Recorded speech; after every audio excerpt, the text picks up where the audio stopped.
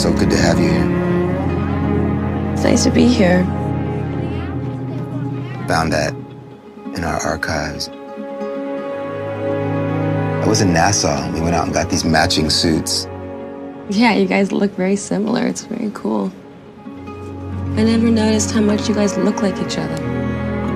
You think so? Mm-hmm. He was the best. Miss him.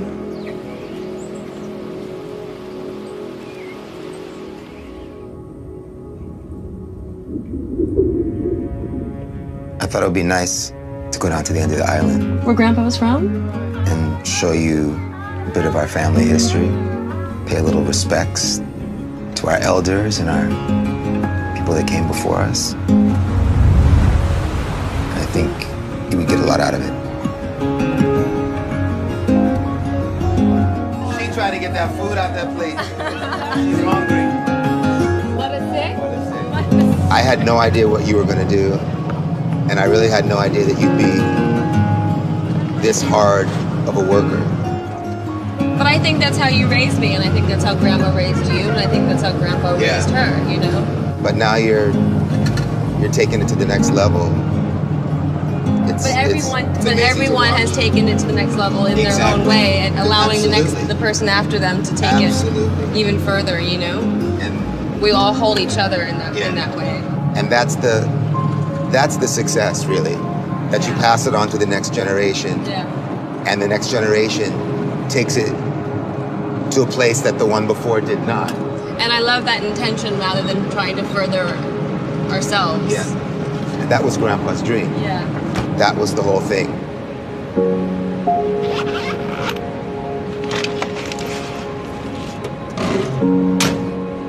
Can you believe that's the house he grew up in?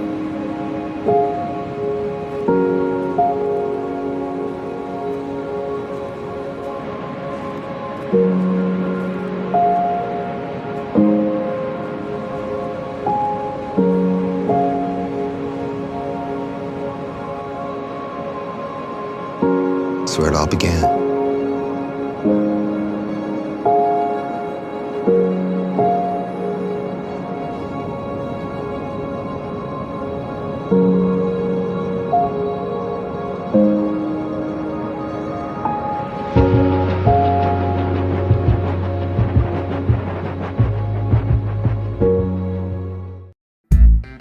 Hey, I'm Sean Edwards, bringing you another episode of On the Set, where we take you behind the scenes on some of Hollywood's biggest movies and TV shows as I introduce you to some of the individuals who make it happen behind the scenes.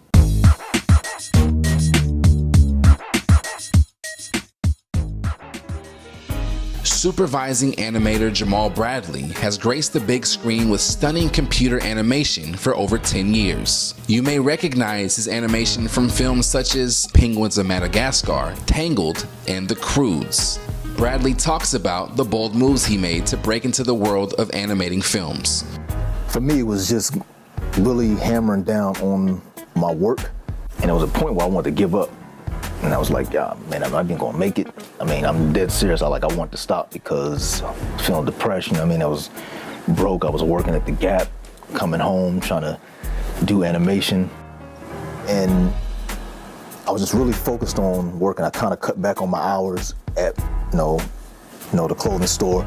I'm working hard in the classroom.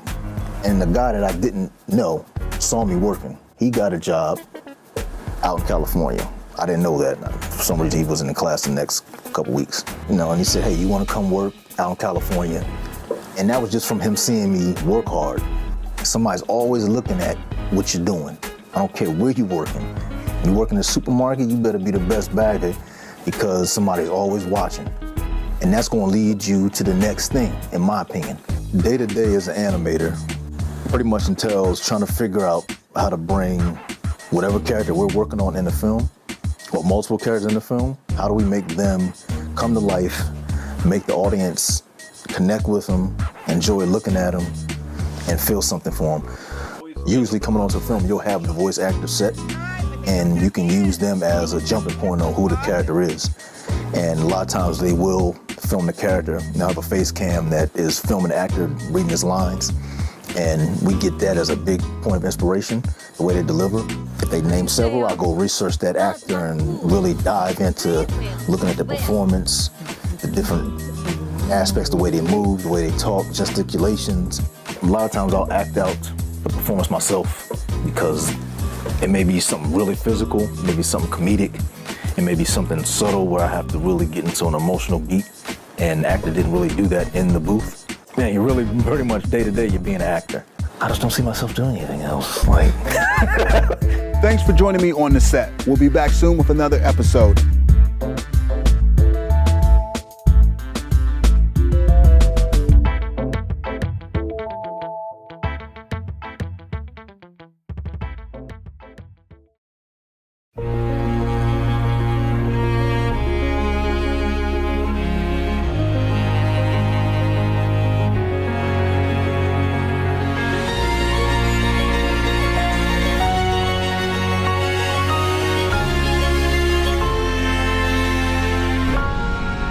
Well, tonight we have a great lineup of some black musicals. Yeah, and I mean, you're gonna hear a lot of great music. You're gonna hear artists like Louis Armstrong, Duke Billie Ellington, Billie Holiday, Lena Horne, Ethel Waters. I mean, it's so much great music that we've all heard before, even if we haven't seen these movies. Absolutely, and there seems to be a through line of like unrequited love, obsession with men over women and vice versa.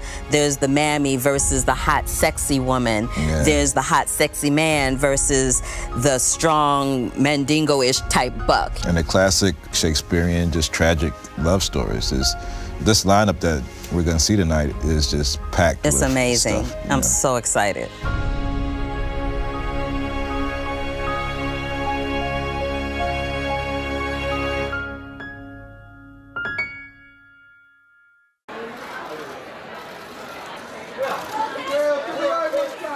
Well, how you doing, man? What's up, man? Man, it's good to see you, bro. As always. Man, it's rare that we get, black leads in animation films, but we got for Christmas Will Smith, a black lead in animation. Like, how important is that just for people that don't get to see that and see their image reflected in you in this animation? Now, to me, that's one of the things that has always been important to me in my career, to really push the envelope. Human beings are creatures of example. So when people see that it can be done, then all of a sudden it's, oh, that happened one time, then it could probably happen again. So it's always been really critical and really important to me to appear in roles that aren't necessarily color specific. Right, that there's no reference in the movie to the fact that my character is black. He just is black, and he is the lead in an animation. And I think it works a lot more powerfully in the mind when it just is, and you don't bring any attention to it. Yeah. Now you're a rapper, and an actor, and a leader, but what are you in disguise? What am I in disguise? I think in disguise I'm a monk. I think if people were to see how I spend my private time, I have discovered silence, and in the last probably year and a half, I literally spend 14 hours a week in total silence, and I'm starting to love. I didn't realize how much time you need to actually think, to just get quiet and just get away from all of the noise to settle yourself down. I'm so sorry. The following events do not occur in real time, but they are real funny. Riding through the city. Yeah. We just be rolling. Riding. Come on, riding through the city. Yeah.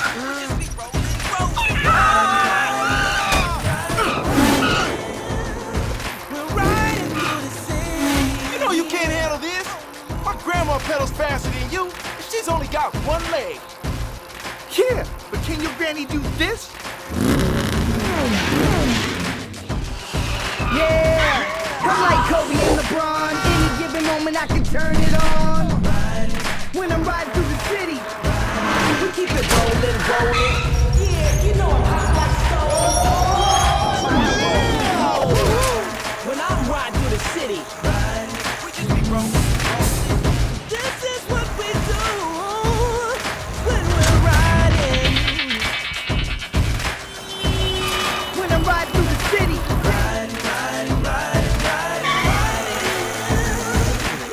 Hey, look at that. When I'm riding through the city.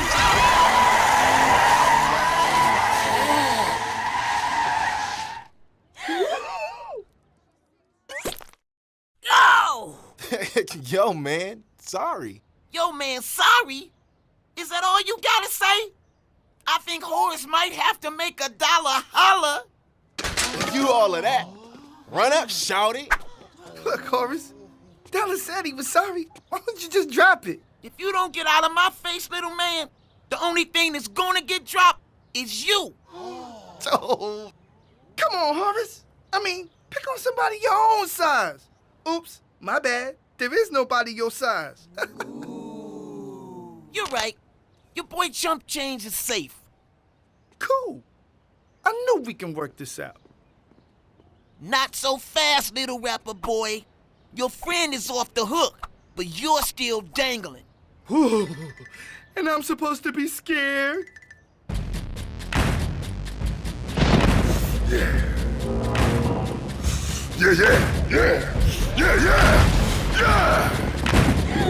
Now what you were saying, little boy? Oh, no. I'm officially scared. Yeah. Meet me in the quad at 310. Be ready to throw down. Yeah, be ready to throw down. Who's gonna throw down?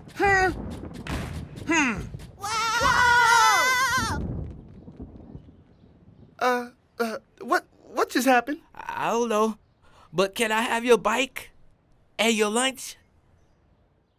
Put your hands together for the Jammies! Here we go! Here we go! Here comes the Jammies! Here we go! Here we go! Here comes the Jammies! It's Tyler and Alice and Momo, 7 and Lala with the Jammies, and we're coming from really cold. Putting on a show, you better watch out, 'cause here we come! Here we come! Here we come! Here we come! It's the Jammies, and here we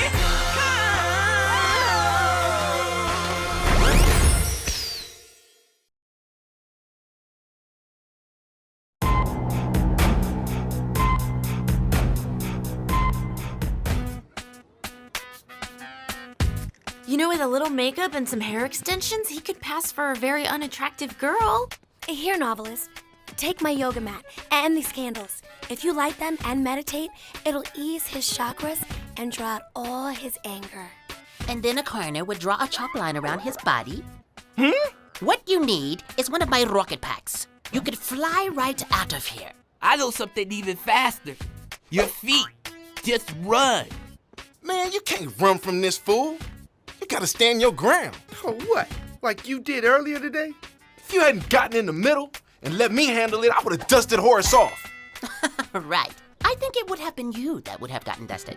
Watch your mouth, Jet Flea. Who are you calling a Jet Flea? You're the Jet Flea. I'm not Jet Flea. I am brilliant scientist. You don't know who I am? I represent.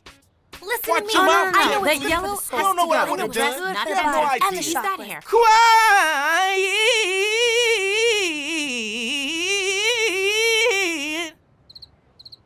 I got an idea. All you have to do is go to the nurse's office and act like you're sick. She'll let you go home or watch television or something.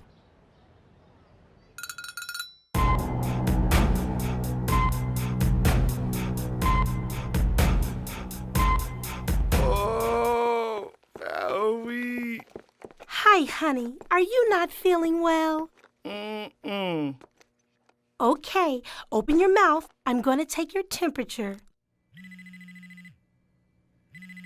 They're buzzing me, sweet cakes.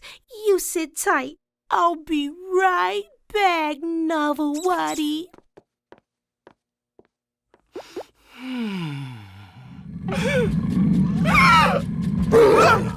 That's funny. That says 310.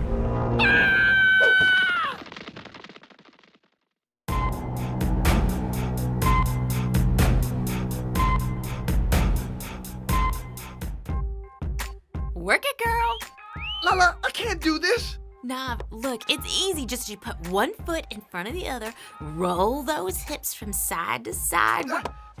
Whoa, whoa, whoa! Dang, Lala. What size are these shoes? 310! Yes, just like that! Perfect!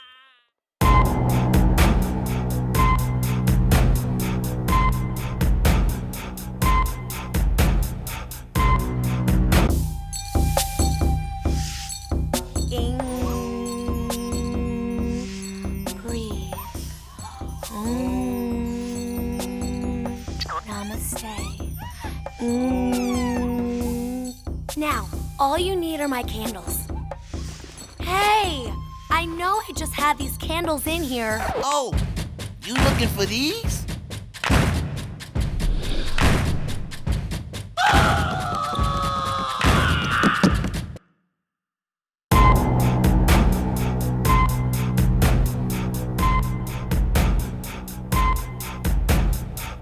Yes, you see, with the super turbo jetpack, you'll be safe. All systems go.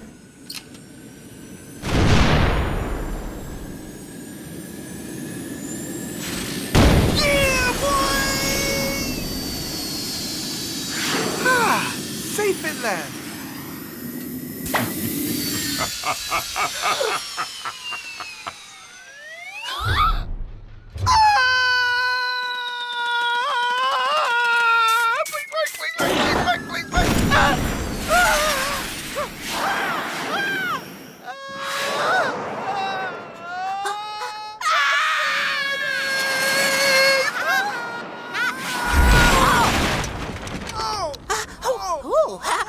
That one's supposed to happen.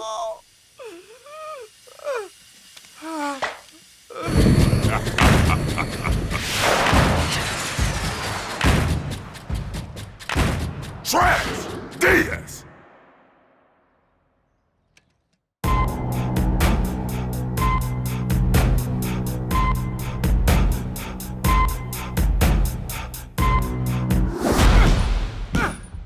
Come on, champ. Give it one good punch. No, man. Like this. Watch me. Man, this bag is heavy. Yeah, it weighs about 310!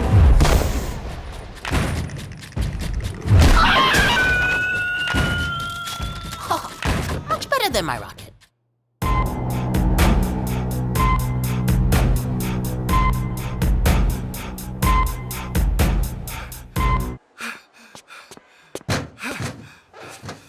How is it possible that someone that tiny can be in so many places? because there are, say it with me, people, 310! Of me! Hey, you wanna live? Over here.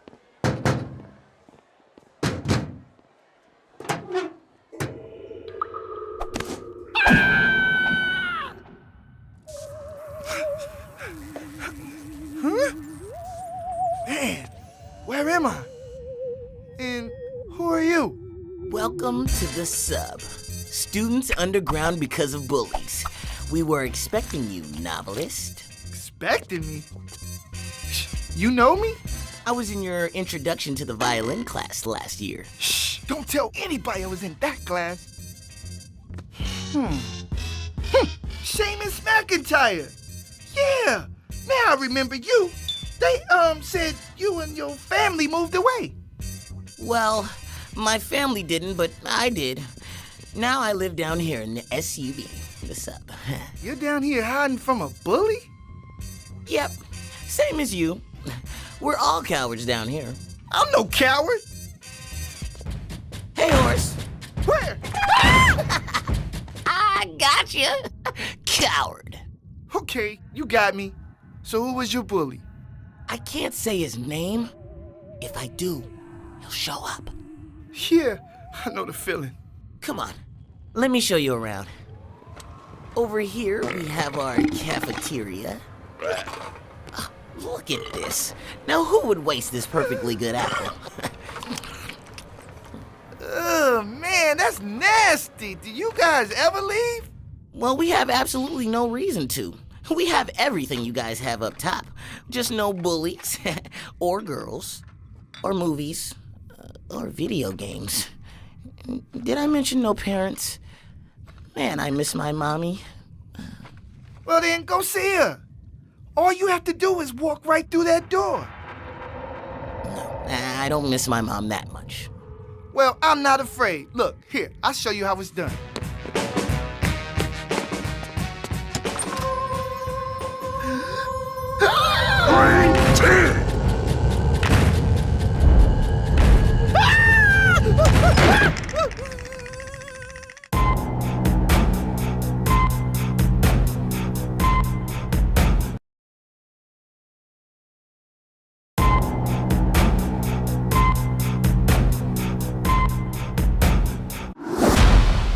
I hope Nav is okay.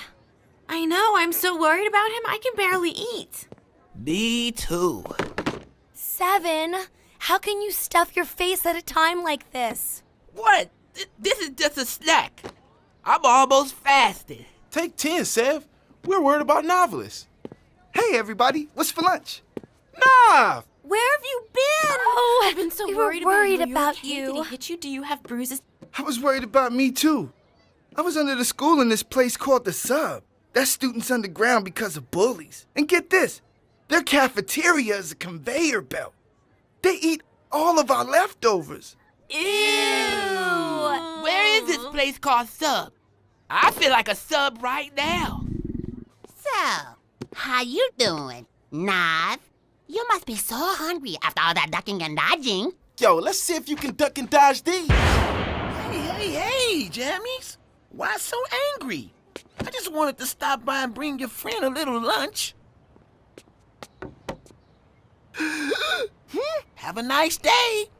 Toodles. Hey, did you see that? He gave me food. Yeah, and quality stuff too. Hey, maybe everything is all good now. He didn't even mention 310.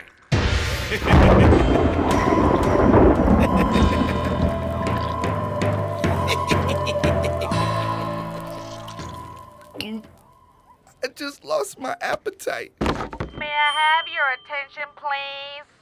Will novelists please report to the office? I repeat, will novelists please report to the office? Yes, you're in trouble.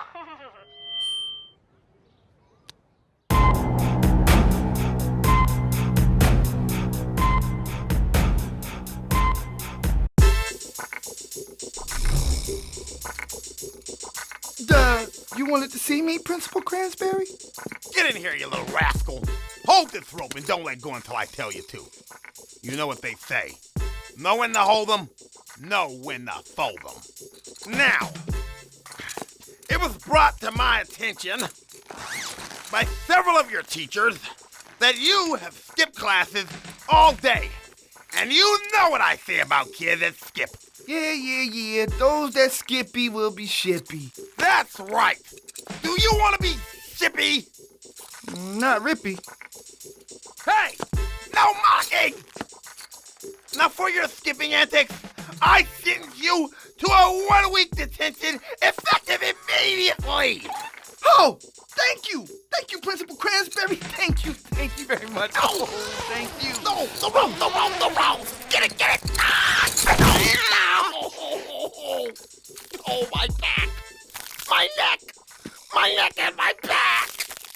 Sorry, Principal Cransberry. That's 2 weeks detention! Call Nurse Kelly! Ow!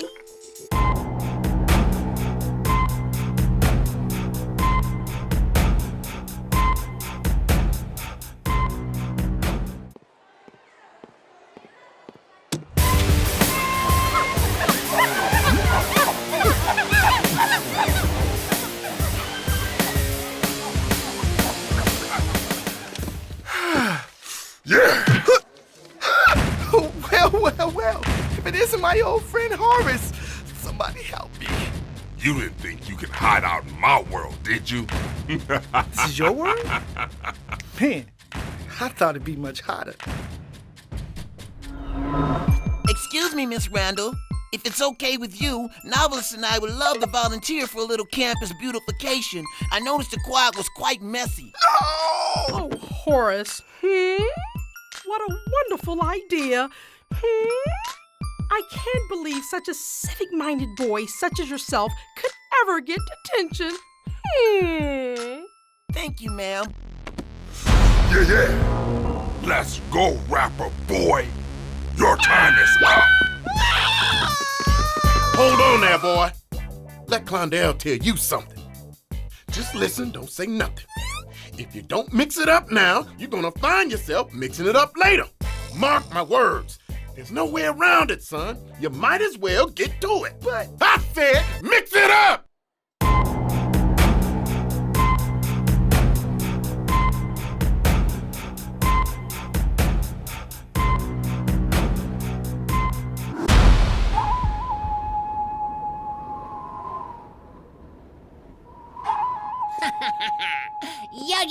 Yo. So, where's your yellow-feathered friend? Do I smell chicken? Hey, Seven, why don't you grab a plate of waffle and then extra syrup, and then we put Novelist on that side? I'm right here. Nav, what are you doing, man? Get out of here. Yeah. You should have bolted when you could. Hell, like a wise man with a mop once said, boy, if you don't mix it up now, you're gonna mix it up later. That's the dumbest thing I've ever heard. Who told you that? You did. Just a while ago, when you were mopping the hallway. You said, if I don't mix it up now, I was gonna have to mix it up later. No, I did not. Oh, boy. I was talking to my grandson on my Bluetooth. He's at home making gumbo. Dumbo. Bluetooth? Oh no, I'm about to be missing a white tooth. You're right about that. No, he's not. And neither are you. I want you two boys to stop this nonsense and shake hands. You heard me! There you go. Isn't that better than fighting? Now, where were we? Yeah. I was about to. Somebody help me. Hey, Horace, according to the international rules for schoolyard fisticuffs, the victim, which is you, Novelist, chooses the form of battle in which to engage. In the words of Tupac, how do you want it? What rules, fool? So how do you want it? Aikido, judo, kendo, or ghetto? What about these? Ah, yeah! Nunchucks! Nah, man, we're gonna have a rap battle to see who's the baddest on the MIC. Either way, you're gonna end up on the FLO. Cause one thing I do better than fighting is rapping. Check it!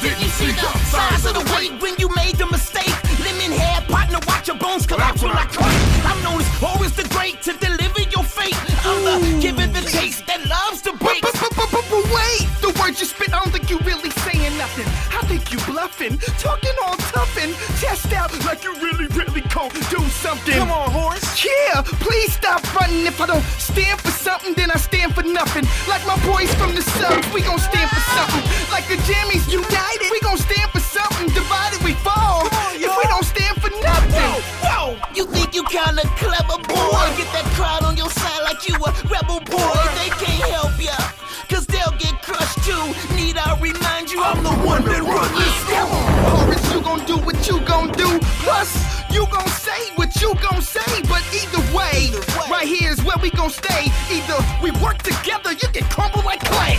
Yeah.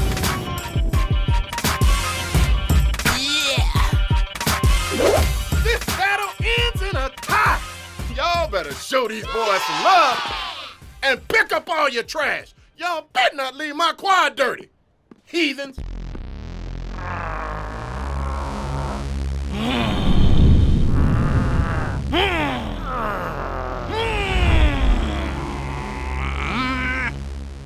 You're all right with Horace, Novelist.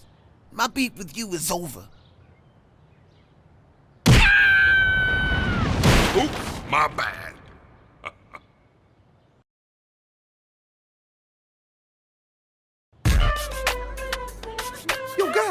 is my boy Seamus, who lived down in the sub.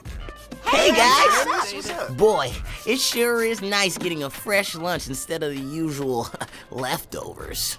Yeah, I convinced him to come up top and face his fears. Yep, it's been a long time. Can't wait to see my mom. I can't believe I let some bully cheat me out of the best years of my life. If I ever see him again, man, I'm gonna... Hey guys, what's going on? Oh no! It's him! The bully! Run! Heine? You're a bully? No. Well, not me. I've turned over a new leaf. That was last year. Anyway, only with the kids in advanced classes, but they better recognize.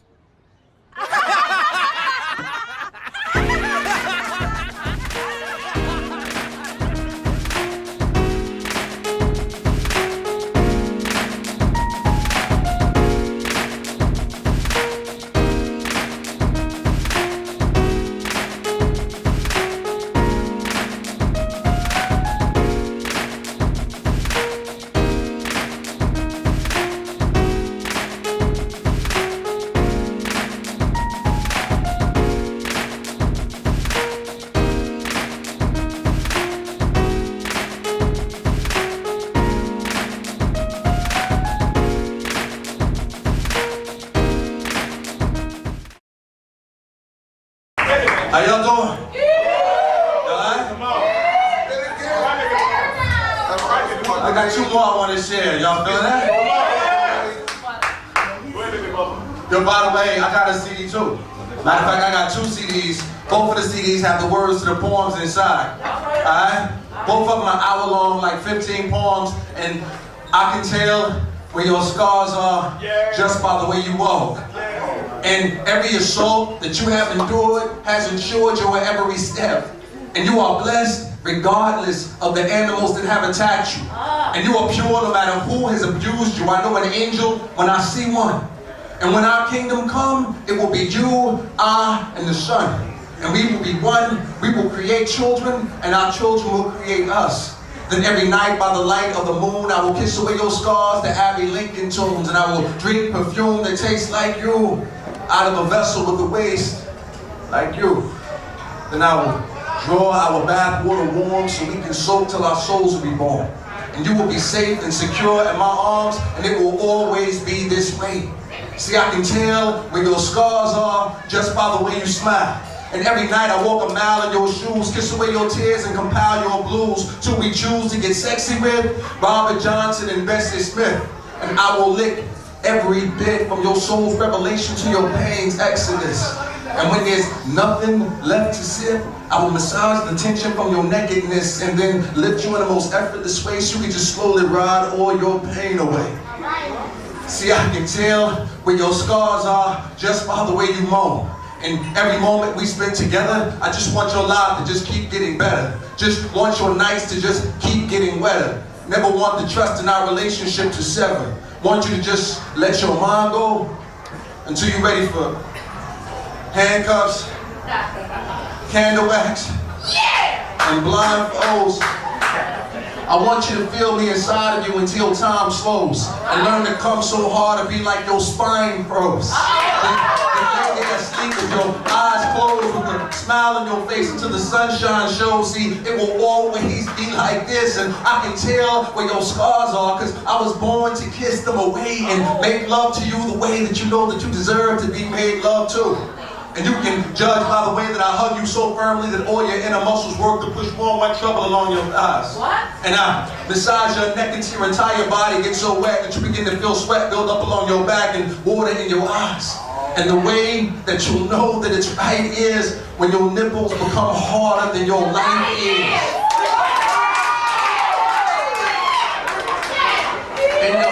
And your blouse comes undone. And we begin to transfer energy slowly back and forth between your breast and my tongue, and your knees get numb and stomach muscles succumb, and you close your eyes like you ain't never closed them for no one. And ain't nothing wrong if you feel the urge to come while your pants are still on. I mean, you ain't gotta impress me, just be yourself and loosen your belt and slide out of those wet pants and have another sip of rum and fruit juices like we're in the Bahamas. But the truth is, this is the best place to be on earth right now. And after I undress and lay down, I'm going to whisper poems in your ear at frequencies so beautiful that only your clitoris can hear. So if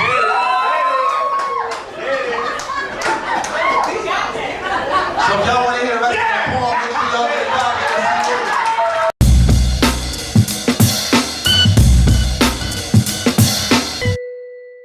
Welcome to Rewrote Review. I'm Nikki. And I'm Brian, and this is the show where each week we're bringing you the hottest stories in music, movies, TV, and all the things you want to know about right now. And here's what we've got for you. Kendrick Lamar's new surprise album is killing it with throwaway tracks. Eminem goes old school. Old school. Really, really old school, like Sony Walkman old school. Like Arsenio Hall still in movies, old school.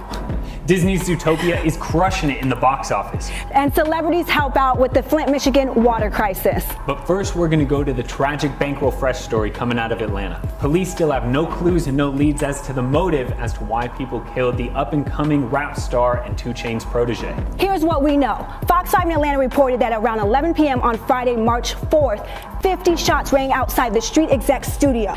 Bankroll Fresh was fatally wounded on the scene. Now, our Atlanta sources are telling us that first a fight broke out inside the studio, but we don't know who was involved. The internet is on fire. Oh, it's wild. So people are saying that allegedly a gun was stolen inside the studio from Fresh, which caused him to chase ATL rapper Scully outside the studio onto the streets, who's also known as No Plug. That's where Atlanta police are saying that he was fatally wounded. You know, to me, this sounds like a little bit more than speculation, you know? I mean, people have taken to social media writing open letters saying what happened, who was there, why, all these things, but nobody's actually come forward. Now, it is a hip-hop code violation to go snitching, but until somebody talks to the police, it looks like nothing's gonna get done. So we urge you, if you do know anything about the shooting, please talk to the Atlanta PD. Yes, please, say something if you know something. So friends like 2 Chainz, Lil Wayne, and Pusha T all took to social media to mourn the loss of Bankroll Fresh. Now, while Bankroll Fresh had the streets lit off of his mixtape, Life as a Hot Boy, he was an actor? He was also a breakout actor. He was in 2 Chainz' original series, Take Over Your Trap.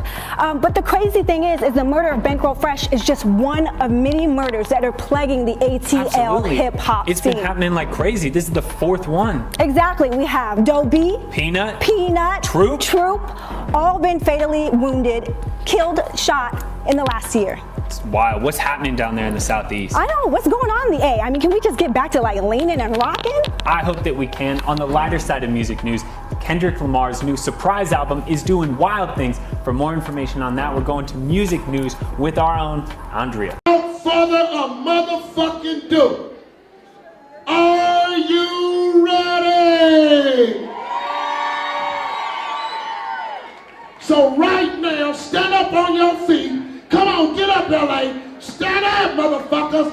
Stand up. Because coming to the stage is my motherfucker. He needs no introduction. Start clapping right now. Please put your hands together for the infamous Mike Epps.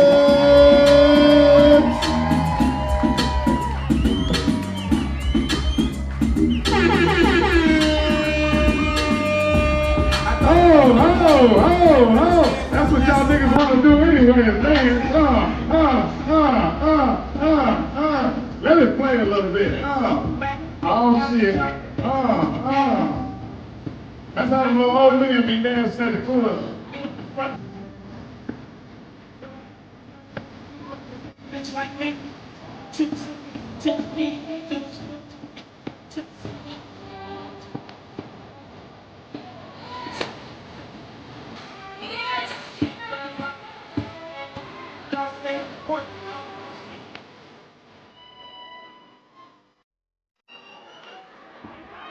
There it is, goddamn. Play the music again, Chuck E. Cheese DJ.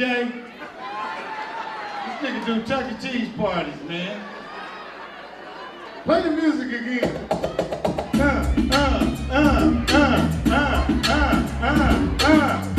Y'all niggas are stiff in here. Some of y'all niggas on them pills. I go on and on. Can't stack a bitch all day long. I just have superpowers. Cut it off. What? Goddamn, what's happening, niggas? This club is ran by a lot of trap money tonight. Every nigga got in here on some dope money tonight. You funky motherfuckers. Some of that money's marked. There's all kind of shit in here. Lady Gaga in the house. Poker face. All the ladies who got a bald pussy scream. This bitch did scream. She looked like Snoop Dogg between the legs. Hair everywhere. One more time for Bubba Loke, y'all. One more time. Bubba Loke. He could have been breaking in your house tonight, but I brought him here. Make sure y'all stop taking pictures with them Boost Mobiles. That's a Boost Mobile right there. There's a lot of fine ladies in the house, and there's a lot of booger wolves in this motherfucker too. I've seen a couple Project Power Rangers over at the bar. Bitch, no, she ain't got no business in here looking like that. Flavor Flav in the face. I got this Gregory Hines jacket on, fuck y'all. Don't shake your fucking heads like I'm telling the truth. You know it's a nigga in here right now with a hand like this. Trying to fill on somebody's pussy. Baby, and you know I wanna love you. A lot of bitches don't know his hand is like that because nigga asked for the number on this side. Let me get your number. As soon as you get your number, I'll call you later on tonight, baby. Bitch, get my number back! Give it up for the other comics y'all seen in here tonight. Squancho, Little G. These are niggas that Hollywood will not fuck with. They are scared something bad will happen. There's a lot of old players in the house. I know I'm gonna get to buy Cialis tonight. I took 2 bags the other night and the bitch stood me up. Bitch called and said, I ain't gonna make it. I said, I ain't either. I said, you better get over here, I'm gonna fuck this couch. I can't stand a nigga with funky breath. If I can smell it, I know you taste it. Nigga, you need a Listerine Slurpee. Immediately. A Tic Tac with a battery in it. This is a real crowd right here. Y'all, there's some niggas in here that don't never come out. That's why they ain't laughing. Niggas been sitting in NA meetings all their goddamn life. There's a lot of Big Mama. Hey, Big Mama, how you doing, baby? You look good. You got them little lips. I like a lady with little lips to make your dick look bigger when they suck the motherfucker. I seen a bitch walking the other day, walking a dog. I said, that's a nice pig. She said, that's a dog. I said, I was talking to the dog, bitch. We got a lot of players in the house. We got a lot of gang members in here that is reformed, but in their mind, they still 20. They got all kind of dusty pistols hid out in the bushes.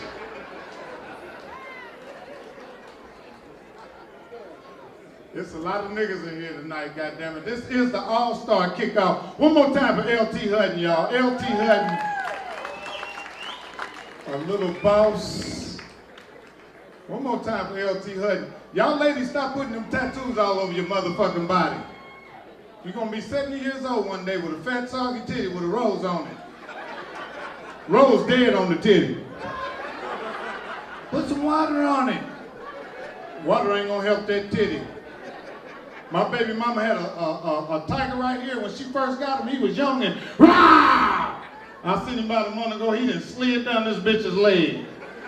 Nigga like, rah! The tiger's on this bitch's calf now.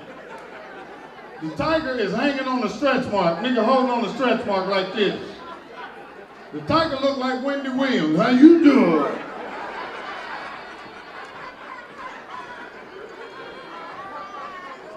I seen a couple old niggas I used to snort cocaine with stay away from me.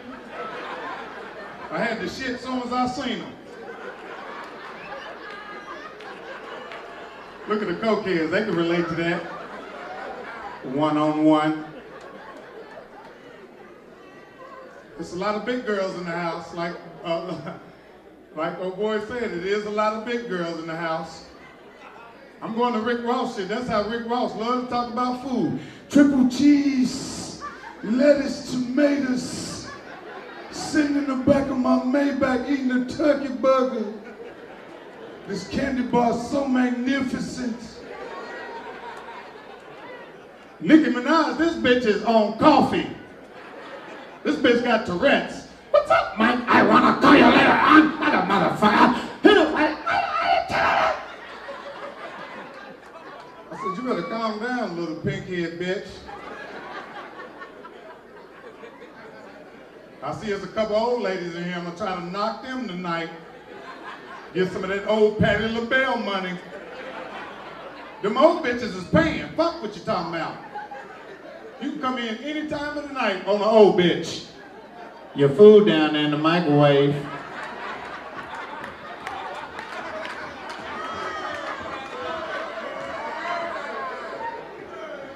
Them old bitches buy you shit like lawnmowers. I got you a new lawnmower. I want a Sean John bat jacket, bitch. I don't want no lawnmower. I love smoking weed, but I don't like smoking it with a nigga who don't have none. Every time I fire my shit up, here come a nigga that don't never have none. That smell good. I dropped my weed the other day and a nigga picked it up and hit it on the way up. Nigga said, here you go, man. Dropped your shit, player. I said, nigga, don't hit my shit on the way up and giving it to me. There's a lot of snitches in here too. We don't know it, but I see a glow on some of these niggas' head. First 48. Them are some ratatouille ass niggas on that show. They be the hardest niggas on there. What happened the night Poo-Poo got shot? I don't know shit. Get my lawyer. Get out my face. They come back 5 minutes later, nigga head down like this.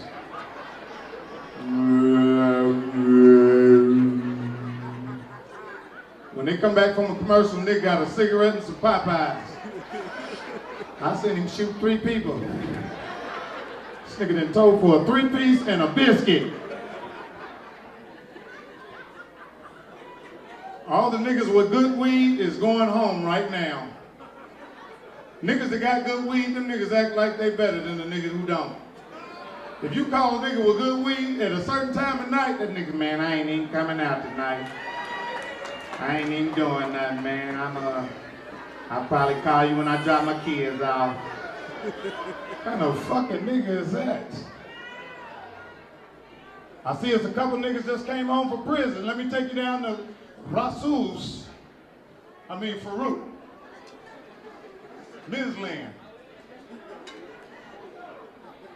There's a lot of gonorrhea in here too, fellas. Don't get burnt on an All-Star weekend. Be on that penicillin by Monday.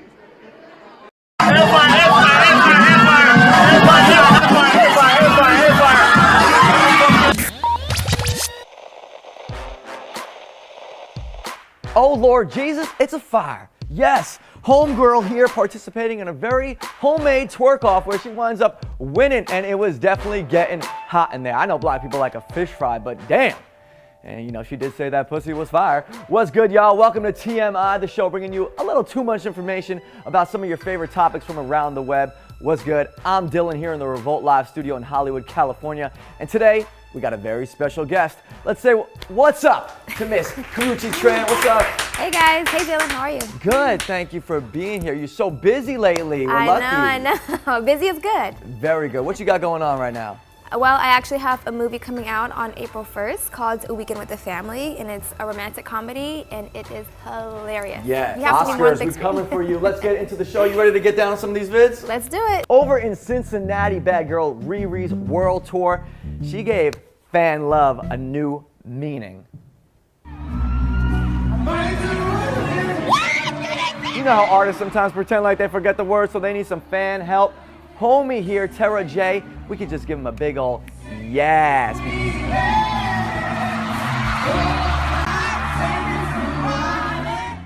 Whoa, so real talk, Karuchi, here's a fan in real life that blows Rihanna away, is all over the web. What's his chances now to actually like make a career for himself? Honestly, with social media and Instagram, you never know. So maybe some A&R or some label is not gonna look to him because I saw this clip and he actually has a really good voice. I was like, ooh, okay, I can do that. He's a lifetime choir boy and Rihanna super fan. It's literally like his dream came true. It really happened for him. Hey, you never know. Good luck to him. What about some fan love moments that have happened with you? Anything stand out that are like little beyond the norm? Probably every day something new. not necessarily. How many not selfies on average are people asking to take with you? Oh, quite a few. And they always say, can we do the duck lips? I'm like, okay. You know what the thing about duck lips though? Like it's silly, but it works. But it's cute. I mean, at least you look cute. Girls look great. Now this is cute alert. We got Future Jr., Sierra's baby, just making all of us look bad for driving a nicer car than all of us in his G-Wagon. Driving, Juicy Man? He's standing on him. Yes, I mean, he's barely 2 and he's already swerving. Careful! Ah! Now, when this video ended, actually, just for being black, he was pulled over and given a ticket for driving the car too nice. She likes that joke. But here's my question. Motherly, we all might have kids one day, maybe not. And Russell and Sierra, they just got engaged. Now, Russell has the opportunity to be this man's kind of like stay-at-home dad. Does it bother him at all, you think, that his name is Future? No, I mean, that's something he can't control. That was a previous situation, and they seem so happy and so great, and he obviously seems to support baby Future and Sierra. So it's completely irrelevant. Yeah, no, I don't think that bothers him at all. It's probably like his own inside joke. It's like, my future is now. It's here in the house. And finally, Justin Bieber, currently on his Purpose World Tour, posted this Throwback Thursday with him and Selena back when they were young and in love, with the caption, "Feels." Now, at what point does your ex-boyfriend become like stalker status? I don't know. If you were inside the mind of Justin Bieber right here, what do you think he was going through? Now, Karrueche, being someone that may or may not be familiar with a scenario similar to this, I don't know, where you may have dated somebody in the public figure, pop star turned a little urban, and if he were to post a photo of y'all kissing like this, how would you feel? Would you be flattered, or does he get more of like a chill, bro? I mean, if that's how he feels, do you? Word. I mean, maybe even like dropping you in a song or something like that. I mean, it ain't gonna affect me, but if that's what you wanna do. For sure. I mean, you can't help it. I can't help the way people feel, I guess. I know, for sure. So here's the good news. If you love Karrueche, she'll always give you a little bit of chance to come back. Huh? Exactly. Okay. Thank you. Don't start. Thank you, Karrueche. And with that is TMI. Let's thank Karrueche Tran for being here. Thanks, homegirl. Thank you for having me. What are we doing April 1st? April 1st, we are watching A Weekend with the Family, so make sure you guys are there too. That's definitely right. Now, are we going to see you on TV too? Maybe a little America's Next Top Model judging? Fingers crossed. Fingers crossed. Say a prayer for me, please. Say a little prayer for you. Say a little prayer. Thank you. And a very relevant fact, did you guys know that female kangaroos have 3 vaginas? Hey, that is TMI. Peace, y'all. Later. Good stuff, man. Thanks for being here. Thank you for having me. I like your hair.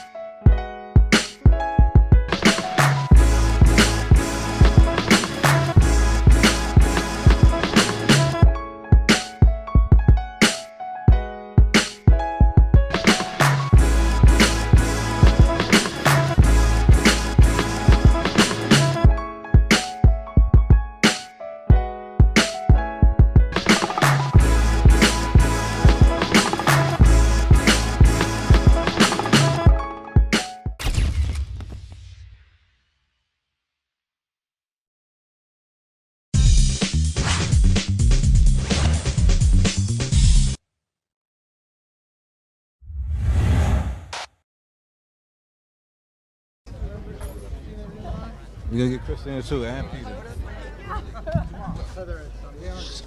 Yo, so we here at LA Fashion Week. Can we talk to y'all? I've been out here doing it up. You looking good. You're not talking to the camera today.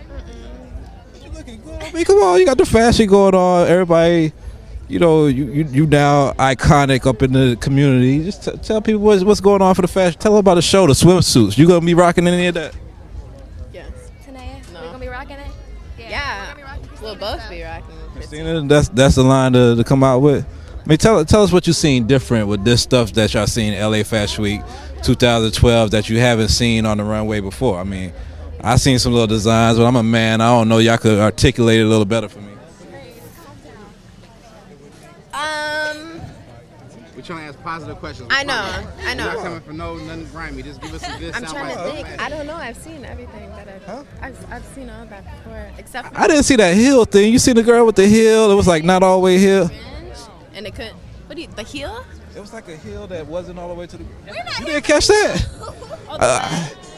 Come on, I don't know this fashion stuff. Don't make me look like I was good. Get the mic in. Come on, just let me tell me what I saw. I don't know this I fashion saw a lot of glitter, a lot of glam, a lot of beautiful, cute cuts, very low rise, pubic hair, but it's fine. I didn't see it. You saw some pubic? I did too. Did you get that on the camera? But it was great. I loved it. It was awesome. So what's your fashion style? Tell me your fashion sense. I mean, I see you looking sleek and all, like cat women, not the tight cat women, but all like, Comfortable. Opposite of cat women. Opposite of cat women? Yeah. But you threw it off with the little yellow. It's like you didn't say I'll be all black. You said I'm gonna give them a little sunshine. A little bit of color. And you got some heel. I see. I thought you were 6 feet, but your heels are 6 feet. So I mean, what's your thing got going on? I like to be tall, and I like to wear dark colors and black. Well, thank you, ladies. I mean, we hanging out with y'all Fashion Week. We ain't gonna go there. We just having a good time talking about how y'all look. Cameras want to see y'all. I just had to bring y'all to the world because BlackTree TV want to see Karuchi and tell me your name again. Tanea. And Tanea. Looking good out here. So thank y'all.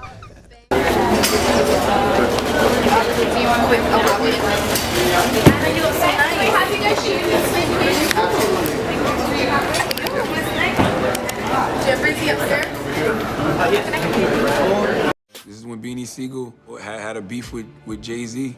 That was like when Twitter first started, and I remember seeing all these tweets about Beanie Siegel dissing Jay. The first tweet I saw was from Fabulous, and Fabulous was like, "Y'all never thought I'd see the day when Beanie Siegel dissed Jay-Z," and I was like, "What?"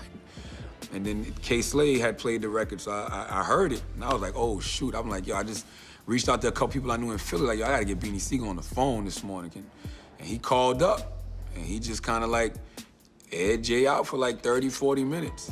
So where did this whole situation stem from? Because I'm gonna be honest with you, Man, Beans. the whole situation just stemmed from, like, I got the Young Guns calling my phone because Jay-Z's only paying them $1,200 a show, and they had to split it at the end of the day. Like, I'll never forget it because that Monday, I was supposed to move into my new townhouse in Cherry Hill, New Jersey.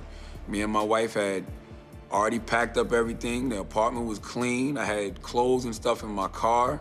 I already had put down the security deposit. And that Beanie Siegel interview played on that Thursday, went viral that Thursday night, played it back Friday morning. Saturday was Halloween. Monday come into work. Boogie D, who was the program director at the time, called me in the office and was like, "We're moving in another direction." But I remember tweeting out that I got fired after 6-7 months of being at 100.3 The Beat, and all the blogs started running with, "Did Jay-Z get Charlamagne the God fired?" And I was like, wow, because it reminded me of when they said Puffy got Wendy fired. And I remember I did an interview with Vlad TV that same week, and you can go look it up right now on YouTube. And I said on that interview, like, I don't know if Jay-Z got me fired or not, but this is going to read very well in a book one day. Your gate is D22. Memphis, D55, Nassau, Bahamas, D60K. There's something about traveling to a forbidden country that reminds me of a rebellious child daring to venture beyond the boundaries set by his concerned mother. Good morning. Watch your head, okay? Okay. Thank you. Within that rebellion, which is driven by curiosity, lies something waiting to be discovered.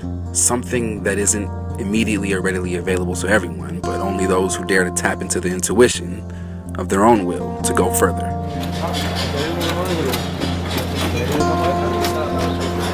This is a newspaper and I print on. I now invite all you thrill seekers and travel enthusiasts along on my journey as I travel to the country of Cuba. A mere 90 miles off the coast of Florida lies an island with some of the most kind-hearted and loving people you may ever encounter. Getting ready to head out to, I'm trying to go to the beach, man. I have a friend of mine who I met a second ago. I already forget her name, but, hello.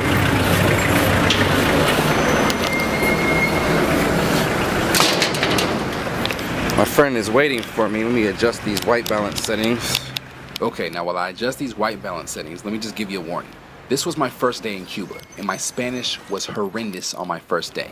But gradually, as my trip progressed, my George Washington High School Education Spanish class from San Francisco started to kick in.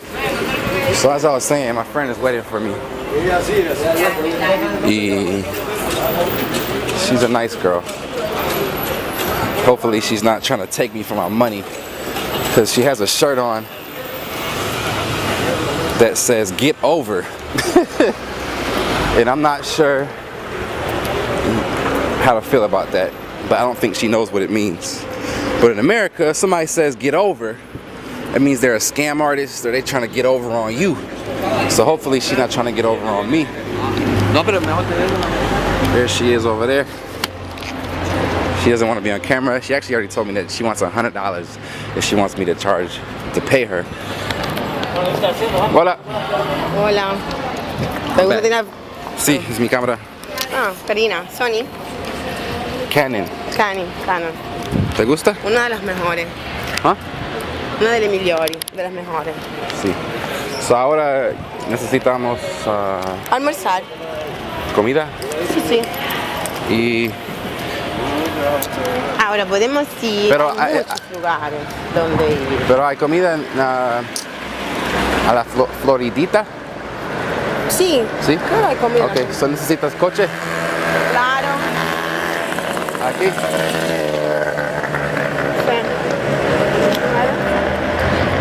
It was at this moment that the adventure began. You see, my new friend here, Clyde, she had a dual citizenship from Cuba and Rome. So she was educated, she was well off, and she knew the city like the back of her hand. Hacen cócteles de... Bueno, tú me invitas a mí, ¿no? Yeah. Bueno, tengo dinero. Hacen cócteles de... ¿Conoces el daiquiri? Kitty. Daiquiri. El daiquiri es la bebida de Ernest Hemingway. Ernest Hemingway? Yeah. What you know about Ernest Hemingway? It's the pescador. Okay, so I gotta admit, I was really caught off guard by her knowledge of Ernest Hemingway. Pescador. I later found out that the author Ernest Hemingway became a fixture of Havana, and he actually stayed in the country a lot longer than many Americans chose to after the relations between Cuba and the United States began to deteriorate. Posible. Sí, yo compro un coche para la día. Por el día. Es mejor, ¿no? Sí. Porque un taxi. Conviene. Vale. ¿A dónde es el coche? ¿Aquí? No. Sí, I'll show you. Yeah, bueno. Porque es mejor, ¿no? So my thinking here I thought was pretty logical. Rent a car, save money on taxis, and have this local girl who knows all about the city show me where to go. Seems simple, right?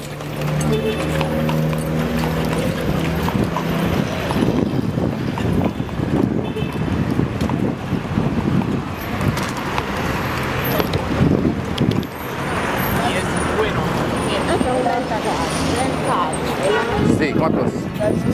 Van a la catedral, es a very good flight.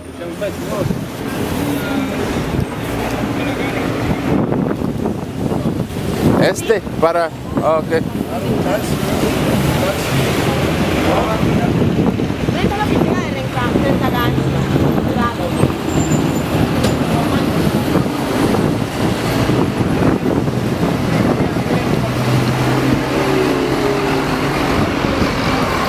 So I told her I want to rent a car because I think it'll save money on taxis. Es mejor. Un taxi? Sí, no. Sí, es mejor. You want to ask him? Sí. For how many days? 3 days, 4 days? Depends on the price. Ah, Hola. Buena. Ah, okay. So we didn't get the rental car right away, but after a couple of bike rides or hopping on the back of bikes, we were able to finally find a rental car place that had decent prices. It's kind of funny, but finding a place that actually had rental cars was almost more difficult than finding an actual flight to Cuba. All I did was book a flight from LAX to Nassau, Bahamas, walked right over to Cubana Air, which is a Cuban-owned airlines, and next thing I knew, I was on a one-way trip to Cuba. There's a joy within the Cuban people that might just be one of a kind. The sounds of upbeat music, smells of flavorful food, and sultry sights of dance are all tossed into one big pot of expression, creating one of the most potent recipes for an enriching explosion of flavor to ever meet your palate. You can wait for A la izquierda. you can wait here or come with me for a minute. You see, like see you can take some picture. Not long after dropping off my friend Clyde, I followed her direction and headed towards Habana Vieja, or Old Havana, which is supposedly, for a photographer like me, a dream location. Check out some of my shots. I've never in my life been surrounded by such an aesthetically pleasing environment, where every direction I turned, I saw a new photo. Cuba is all about the people, and getting to know them and immersing yourself amongst their culture is what makes this trip a special one. After exploring many nooks and crannies in Habana Viejo, I found myself in a local market where I met a visual artist named Milton. He ended up showing me some of his artwork. He also talked about life in Cuba, traveling the world, and meeting people along the way. Idea of the Cuba is, or maybe the life, but more in Cuba.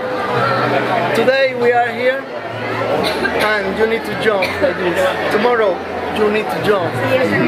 Tomorrow you need to jump. It's my life. I energy prepared today for tomorrow. Tomorrow I know that I need to. Yeah. It's my life. Sí. All the time. Todavía. In Mexico, when I was in Mexico, I was invited for 2 girls. When I was in Mexico, first I was in Canada. Excellent. My friends are like my family now. After I visit Mexico, the first month, perfect. In the house of this person. One day in the house in Mexico. Oh no, Milton, I don't like that. You stay here more. Why? No, I need to stay alone, go out of the house. No money. Wow. With my big camera, with my laptop, using Macintosh. Oh, wow. To the street. In Mexico? Mexico. Wow, peligroso. Yeah. Sí. I'm asleep, I am all the time nervous, and I meet people. 9 months. 9 months. In Mexico. Wow. I lose the permission to stay in Cuba again. I need to renovate the crazy, but good. Yeah. Because I can talk. Experience. And now I am the owner here. In Mexico I selling this apart. I need to work the drive a car and the owner. No, I like to this. No, it's like I say like this. It's not like this. Yeah. I receive experience. Yeah. 9 months. And now you're your own boss, and you do what you want. Yes. I am very happy because I live with my girl, my wife. I'm in the house, is the gallery. I working, my wife help me. While it. Yeah. I work in here Tuesday, Thursday, and Sunday. Perfect. I ended up talking with Milton for about an hour. After we spoke, I was craving more adventure and culture, so I got lost in a small neighborhood where I ended up stumbling across two teenage girls who were serving ice cream. It wasn't your typical ice cream shop. In fact, it was quite the opposite. ¿Tienes salado? Chocolate. ¿Cuánto cuesta? ¿Cuánto cuesta? El barquilla 5 y el vaso de 9 y de 3. Jordan, ponme la canción que te digo. Dale, mijo. Ay, como me gusta. Jordan no la quiero. Ya, dale, que es una sola, que te pagas tú. Vamos a hacerlo, papi, vamos a hacerlo. Pero ven acá. Nene, déjalo. Ay, qué pesado.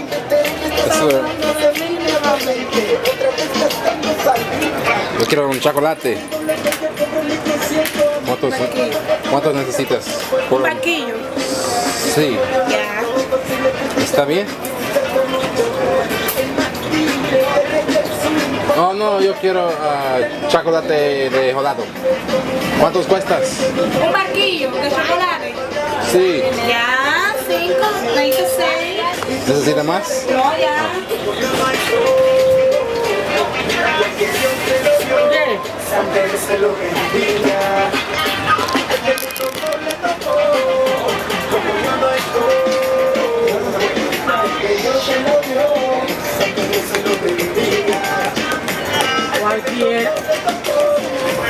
Muchas gracias.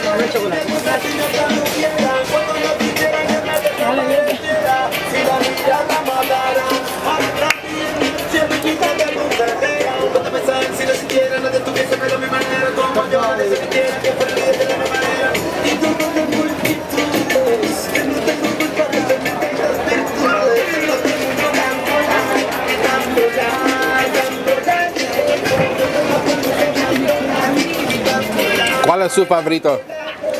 ¿Chocolate? ¿Cuál es su favorito? ¿Cuál es tu favorito? Favorita. ¿Ah? Chocolate.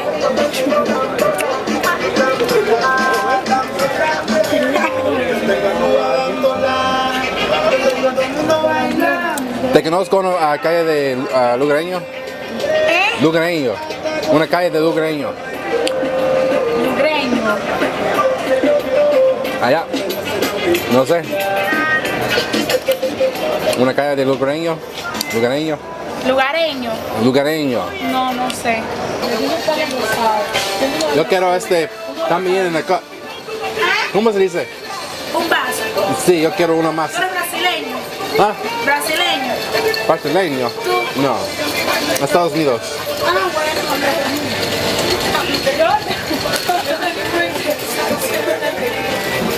Pagame, amor, mi esposo también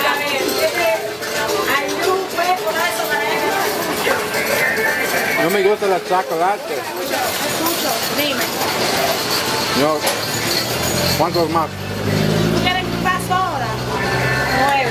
¿No? 9. ¿Te va? 9. No. Necesita más. ¿Que necesito más? Y sí. De 9 o de 3. Hay de 9 de 2 bolis, de 13 de 3. Amor mío. Solo uno. Solo uno. Sí. Okay. Ay, qué cosa. ¿Qué es chistoso?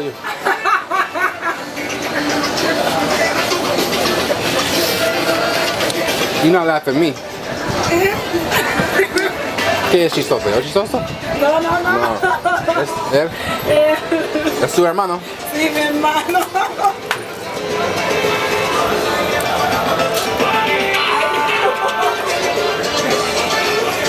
Ok. ¿Qué te pongo? Chocolate. Un barquillo aquí. No, money. Ay, ahí no se puede. Ven acá, el mío. No, solo jalado aquí por 9. ¿Cuántos pesos? Aquí tienes 5. Sí, bueno.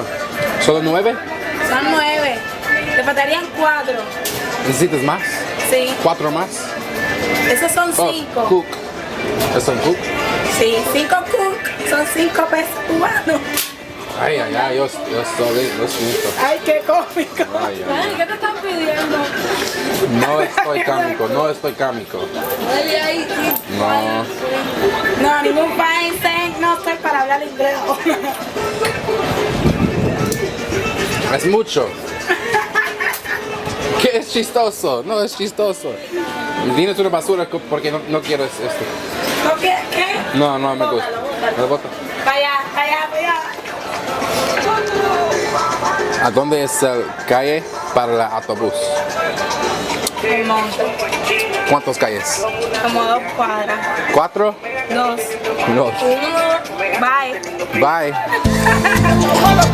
When traveling to a foreign country and venturing off onto unknown streets and territories, it's important that you always maintain your sense of direction. As I continued to explore the neighborhood, I couldn't help but notice that none of the streets were really straight. They all ended up curving and going different directions, and it's very easy to get lost and confused as to which way is the right way. So I do like any tourist does, and I started asking questions to the locals about a street by the name of Lugareño. And to my luck, nobody seemed to know where Lugareño Street was or had they ever even heard of it. Necesita el calle de Lugareño. No conozco. Permiso. Te conozco a dónde es el calle de Lugareño. ¿Ah? Arriba. Mira, va a la calle Lugareño. ¿Calle de Lugareño? ¿Cuál? Lugareño. Sí, es una calle posible 5 minutos, pero no sé. ¿Qué pagan?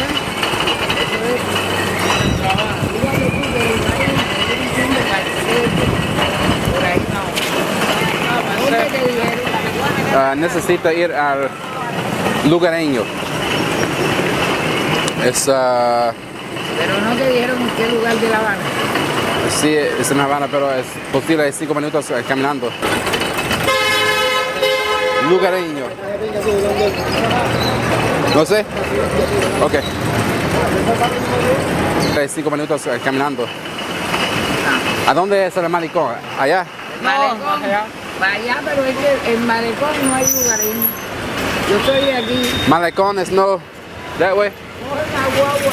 Agua este. El P8 y te dejan en el malecón. Malecón es that way. Y la 16 te dejan en el malecón. Shit. ¿A dónde es el Capitolio? Para allá, tiene que ir para allá. Mira, vamos Como 1, 2, 3, una guagua. como 7, 8 cuadras. 7, 8. Arriba, como. Sí, pero para llegar al malecón lo que le falta es No, al Capitolio como 7, 8 cuadras. El Capitolio por lo menos 10 cuadras. Ok. Coge el P8. Muchas gracias. Okay. I eventually found Lugareño Street and ended up meeting my new friend Clyde at a local Cuban restaurant that was serving traditional cuisine. Okay. Tengo hambre. Yo Mucho hambre, mucho. Yeah.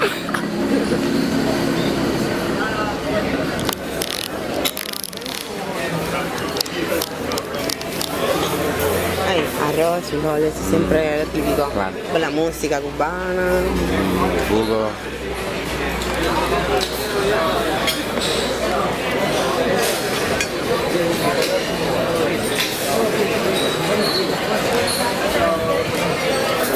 Bueno.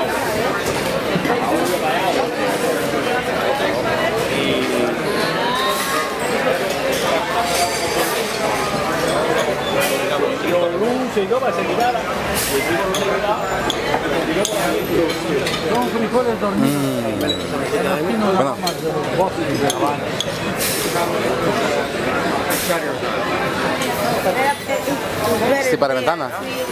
Posible. ¿Me miro? At 8:30.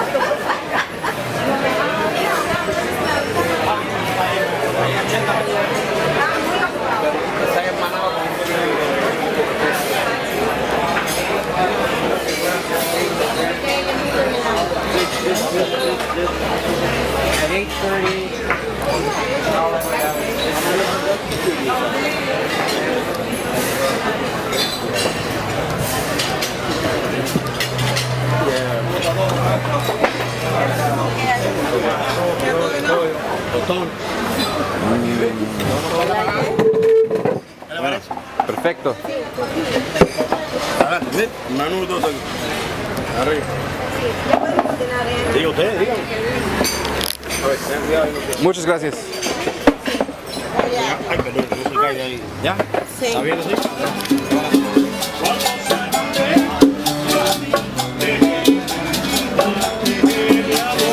We listened to the authentic song of Guantanamera as we waited for our food to arrive. I enjoyed soft bread along with rice and beans that had a sweet flavor to it that I just couldn't resist.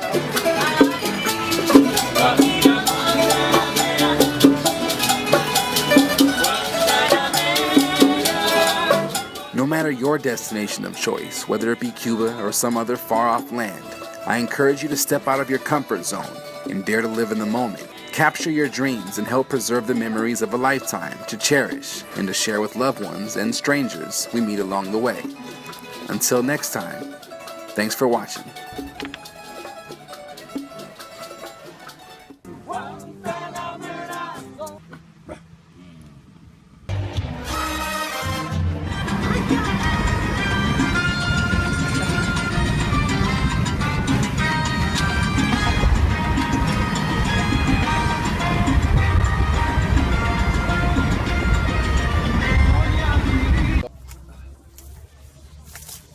See, in Cuba, they don't have basketball, so we play with coconuts.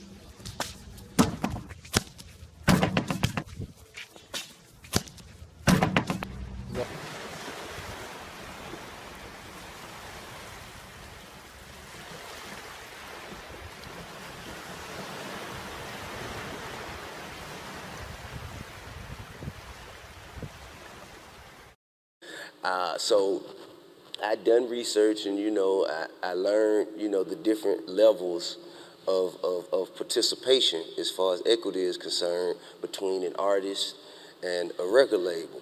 So I go in there and he sits down and he talks to me. He say, man, I really love the response, man. It just came out of nowhere. It just came, and people just started. I'm like, no, it was not out of nowhere. There was some significant effort put into this. And my basically what my spiel was to him, okay, so since my album dropped, and it probably was about 4 to 6 months between the time it was released to the time he actually heard the buzz. So I was like, man, since my album dropped, I have been tirelessly investing in myself and basically operating as an independent record label. So for me to move forward, there would be absolutely no way I would see it reasonable for me to operate as an independent label and not get the credit for being an independent label. I said, because if I was just waiting on y'all, you'd have never called, and I'd have never been here. So for me to work on the second album to ensure that it won't turn out the way the first one did, I'm gonna need $2 million in a joint venture. And he say, that's it? I say, yeah, that's it. And he say, oh, what? I say, you could just let me go. He said, okay. He said, I tell you what, let's have lunch. Let's have lunch. He meant separately. He didn't mean together. He meant, you go and get you something to eat. I'm gonna stay here and eat. And we'll talk again after lunch. So I'm like, okay, all right, cool. So, you know what I'm saying, I went out, got me and Jay went and got us a couple slices of pizza. And you know what I'm saying, we came back about 30 minutes to an hour later, and we sitting in the waiting room, and I'm looking at Jason, I'm like, man, it taking them that long? Man, well, it don't take that long to say no. We good, so we in there, we like, man, we finna get $2 million. And so then, I believe it was Mark Pitts who was with LA at the time, and Mark Pitts came out and said, all right, guys, we ready. And then when he walking in, he say, man, you got what you wanted? I say, yeah. So I get in there, I say, okay, what's up? And LA say, man, I'm gonna give you what you want. I'm gonna let you go.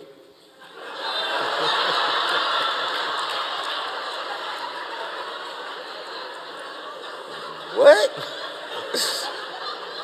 Yeah, okay. Yeah, that's right. Let me go. So he turned me loose. But see, you know what I'm saying? What I didn't understand then, he turned me loose into the industry, like with a buzz as a free agent. I already had a song going on the radio. I was already doing shows. So I went and got 2.5 from Atlantic and a JV.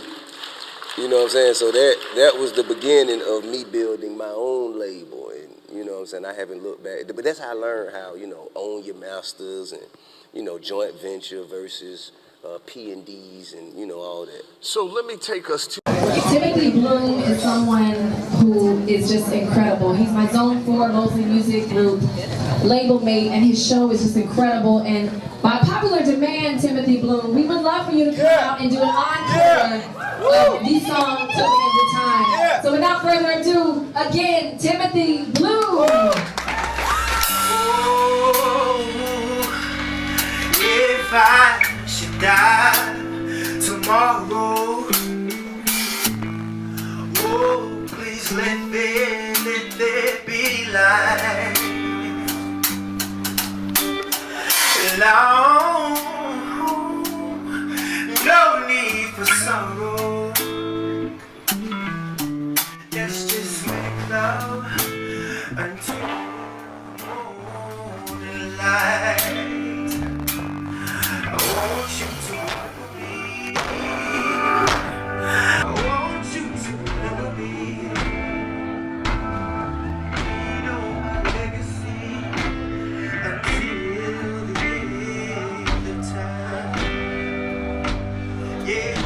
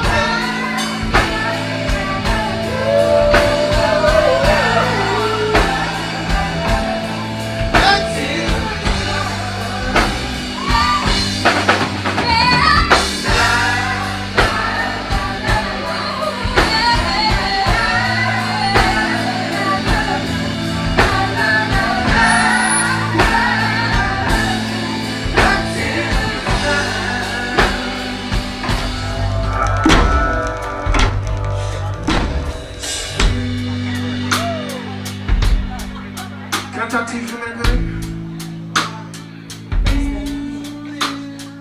I want to talk to you for a minute. Is that okay if I talk to her for a minute? Yeah. Come on, talk to her. You know, nothing in the world lasts forever, baby. Slow it down, baby. Take your time.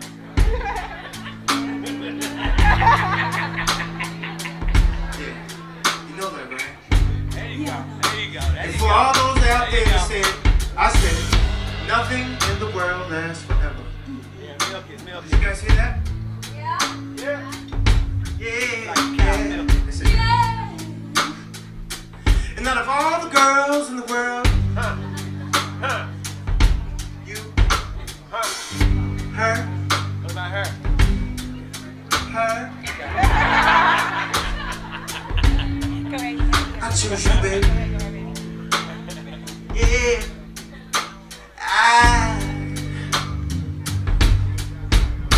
Is that right?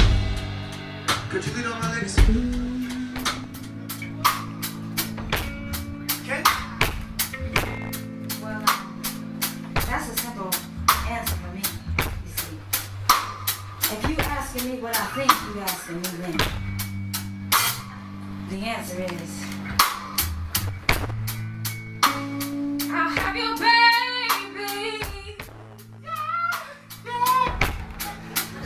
I'll have your baby.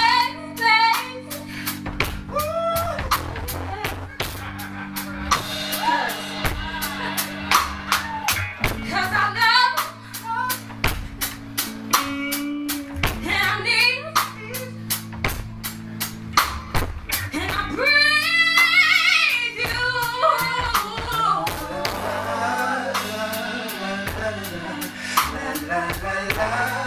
Sing along with us. La la la la la la la la. Until it's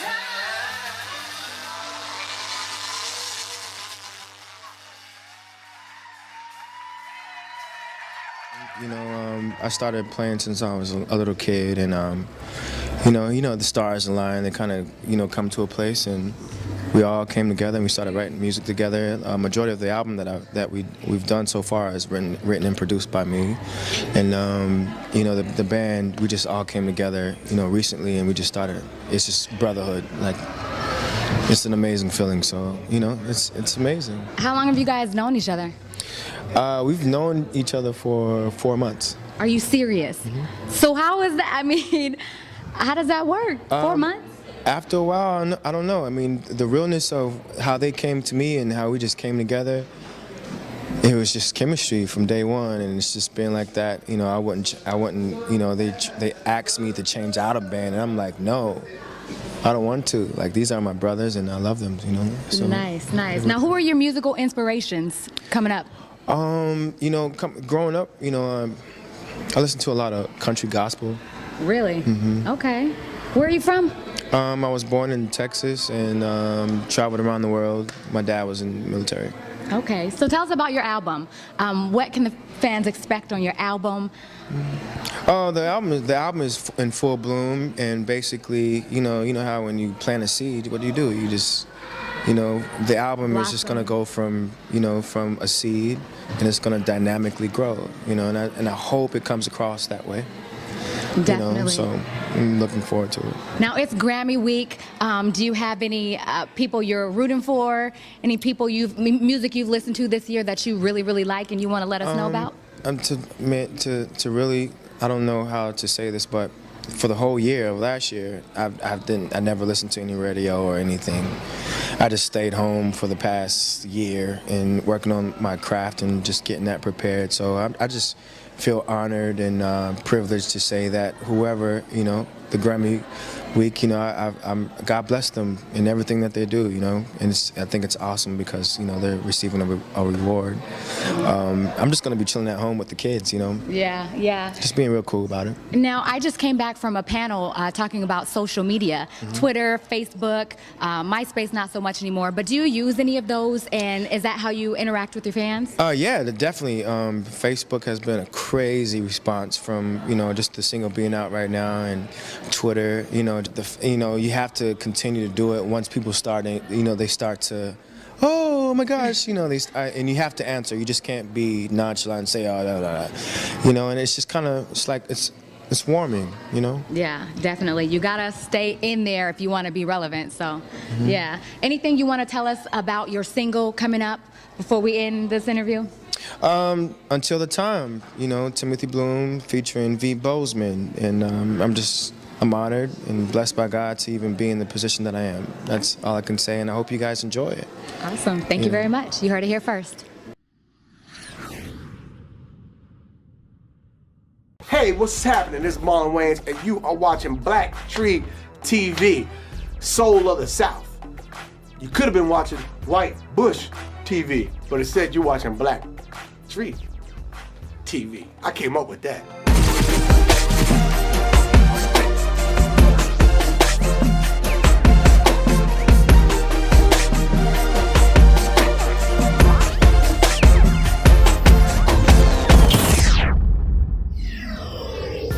This is BlackTree on TV, and I'm your host, Alex Hudgens.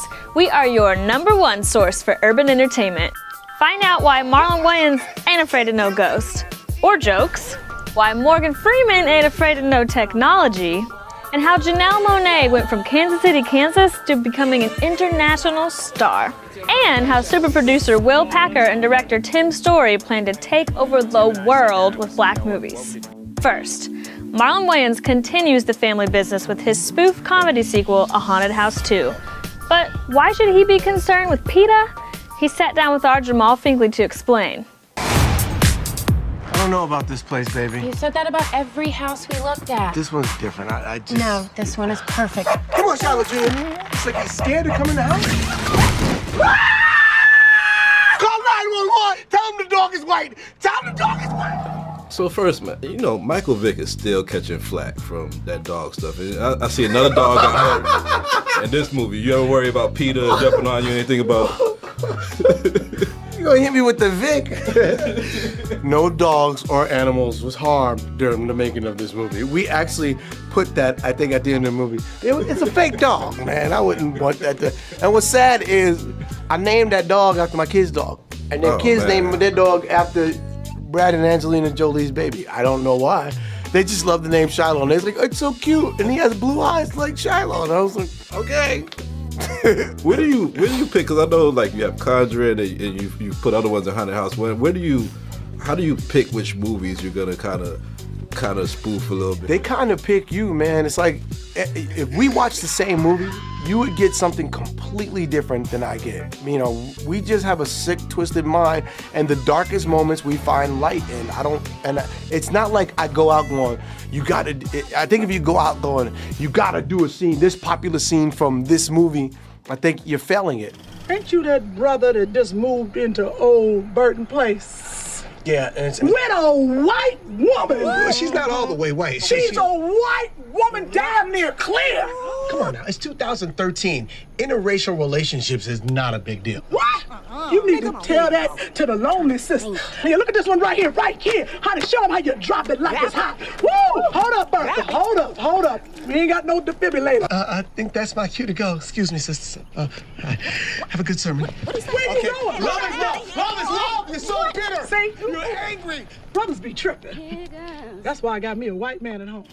Haunted House, you have this formula. You did $2.5 million budget for the first one. No, 1.7. I wish I did that. I wish I did that 2.5. I could have really used those extra days of shooting. We could have had lunch. If you're able to do and you're able to do it again, then that's the blessing. Money and box office, of course, you want that success. Yeah. But just do it because you love it.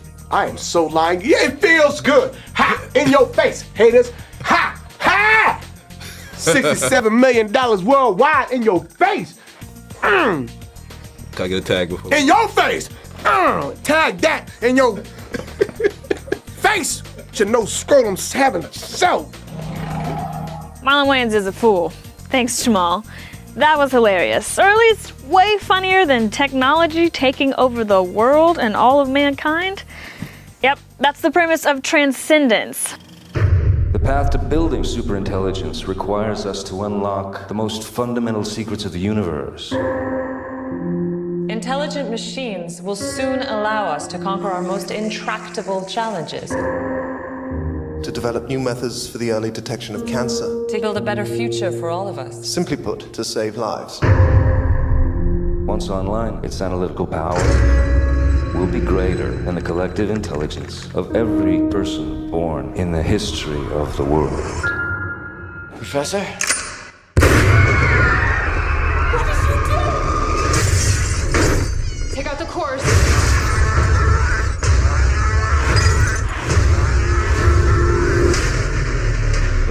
Primary independence from technology, rift. They hit AI labs all over the country. We're determined to stop any attempt at what you call transcendence. We're looking at 5 weeks before a system shuts down. When I'm gone, keep moving forward. I won't let you go. We can upload his consciousness. We can save him. Not like this. If we missed anything, how will you know who you're dealing with?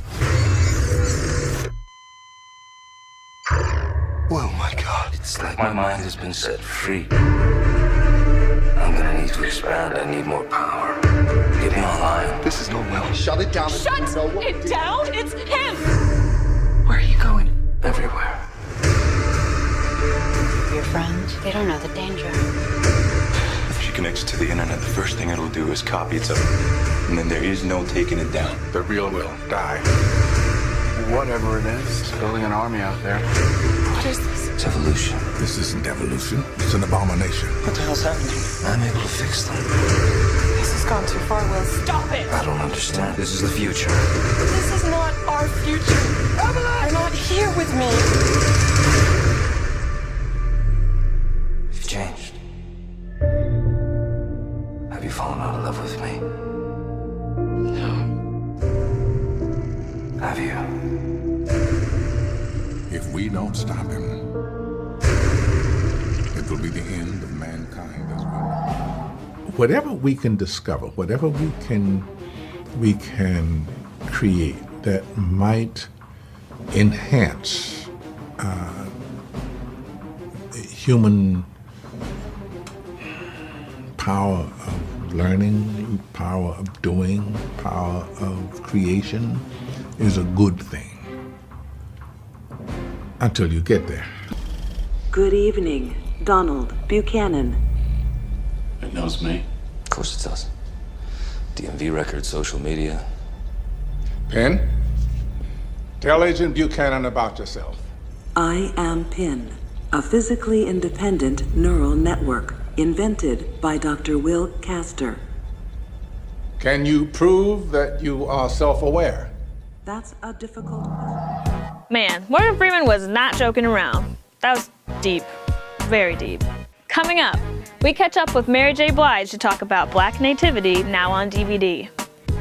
And we uncover super producer Will Packer and director Tim Story's master plan towards global Black movie domination.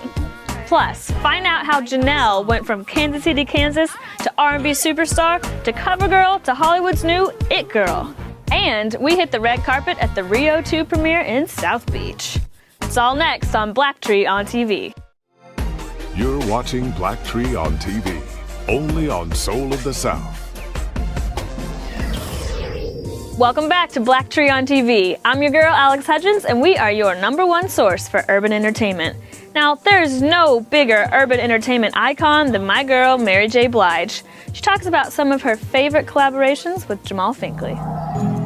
Do you guys know the way to Harlem? Am I the cause of all my mother's misery? Did my very birth destroy my whole family? Hush, child, it'll be alright. I'll get you through this side tonight. This ain't living. I got a mouth to feed, but I can't make these ends meet. She's struggling. What kind of parents are you? We're the broken. So, Mary J., first, thank you for a great performance and for sharing your music with this film. It's always great to see you in this medium as well as listen to you. So Thank best you. of both worlds. Thank you. When you look at Black Nativity, it's going to be one of those Christmas movies that people are going to watch over the holidays with their family. When you think back, is there any movie that you like to watch either then or now over the holidays that you could remember that was big for you over Christmas? I mean, what's big for me is Christmas cartoons. As a child, I watched Rudolph, I watched Baby New Year, those puppet cartoons. But as an adult and a teenager, it was a Christmas Story. With the Ralphie and the BB gun and you shoot your eye out. Yeah. Because it was funny and it was light, but it was, it was Christmas, Yeah. What are some of your favorite collaborations? #1 on my list is The Method Man and Mary, You're All I Need. I said this to you yesterday. Yeah, we just didn't have it on camera. Yeah, okay. I didn't know we wasn't on camera. The Method Man and Mary, You're All I Need to Get By. Of course, Jay-Z and Mary Can't Knock the Hustle. So with those two great ones, who could we expect coming up? Like, who could be that next great duet that you haven't done yet that you're interested in working with? You know, I don't know yet. I don't know who that person is yet. Like I said, Mary J. Blige is my girl. She's been doing her thing for years, dominating the charts and everything with her music. Now in other domination news, producer Will Packer, you've seen some of his movies, Think Like a Man, Obsession, Stomp the Yard. He's teamed up with director Tim Story, and they plan to dominate the world with black movies. You see what they did with Ride Along, so watch out. Jamal Finkley sat down with the two power players to discuss their strategy. What's up, little man? What's up, little man? What are you talking about? I'm not the little man, you are. Hey, don't start this if you don't want to finish it. Start what? What you about, 3'10", 3'11"? Yeah, but you know what I'ma do. Bro, what you gonna do, stretch? I ain't telling you nothing. What you just did was spit on my lip. Yeah, I did. I just got you a little time in prison. Man, you're not a cop. I'm about to make a citizen's arrest. I make a citizen's arrest too. For what? Impersonating the officer. What? You said you were a cop. That's illegal. That is it. This is what I'm gonna do time for. You better give out your brother. Give me your brother. Stranger danger! What? Stranger danger! Stranger danger! Man, let me fix you up. I don't want to touch you there. You want to see my what? I don't want to see yours. He's What I playing. want to see is this private. That's my nephew. So first, great to see y'all reconnecting on another project, another franchise. How cool was it to put Kevin Hart and Ice Cube together on film? How was that? To me, it was a dream come true. I mean, Yeah. you know, these guys together, you just knew they were just opposite ends of the spectrum, and just coming together would be like just magic. So And that's the key with the buddy comedy, you know, having that chemistry, having that juxtaposition between two guys that you can't stop watching, and that's what you get with these two. What are your plans to kind of like start placing these movies, or do y'all have plans to start getting these movies more of an international appeal? You know what? I think one of the things that Tim and I both talk about is making films that have universal appeal. And it just so happens that the two leads are African American. But, you know, the script has no color in it at all.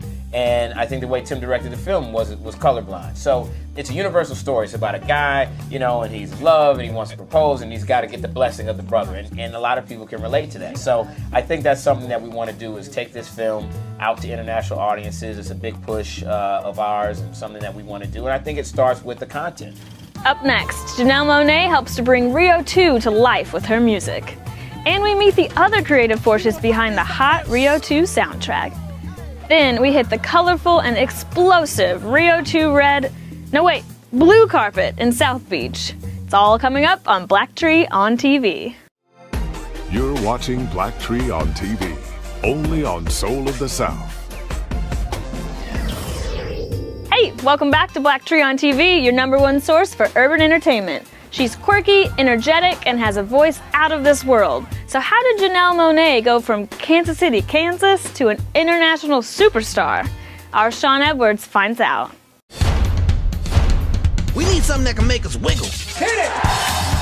Something that make us jiggle. We need something that pops. You know what pop is backwards? Pop.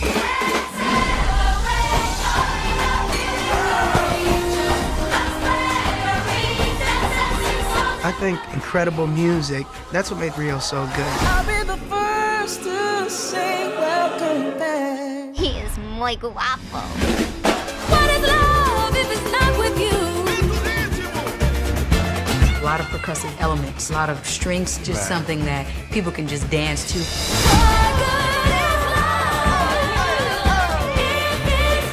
Every time you hear those drums, you know something fantastic and magical is gonna happen. You guys are late, clock late, but musician early. So what's going on, guys? Hello. Got my hometown girl in the house, got a living legend in the house, but we're gonna do this proper because I gotta tell you this now. You're gonna get a kick out of this. I gotta tell you this story. All right. It was a while ago. I was like in the business for a couple of years.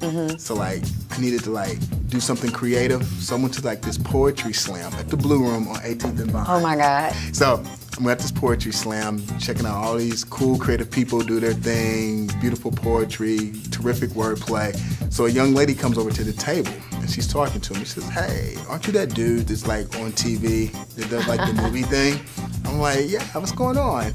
And then she proceeds to tell me, "Well, one day I'm going to be famous too, and you're going to be interviewing me." Oh my God, did I tell you that? This was the young lady, yes, in the blue room. Wow. Yeah, it's like about 2002, 2003. I can believe that I said that back then. I'm going to be famous one day, and you will interview me. So it came true, because I'm interviewing you now. And that That's was so the story. crazy. Yeah, that was a time of transition for me, and I probably just moved to Atlanta too, like right after that. Yeah, you moved. Yeah, you were taking. You told me that too. You're like, I'm out of here. Yeah, and I said I wanted to start my career as an independent artist, and I lived in a boarding house with 6 other girls, and I just sold my CDs out my house and just, cultivated a fan base in Atlanta. I didn't care if I had 100 fans. I just wanted to do it on my own terms. So how'd you get started? Like, what was your big moment where you knew, like, I'm gonna be a fantastic musician. I'm gonna make it work, and I'm gonna do my thing. When was that moment? When did it happen for you? For me, it has been an incredible journey. So I feel very blessed and very lucky to still be working and to still be here with a young talent like Janelle, to be doing the music of Rio. But I started in Brazil.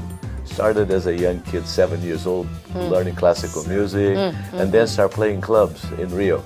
Nice. And it was a wonderful time because it was like around talking about early 60s, the bossa nova, and it's great songs. That music is incredible. So I came to United States for the first time in 1962 and played at Carnegie Hall with Dizzy Gillespie, Stan Getz, Joe Beam, and I was like, Oh wow. my God. Yeah, see, this guy, he needs his own. You need a movie. It's time. You need to do your thing.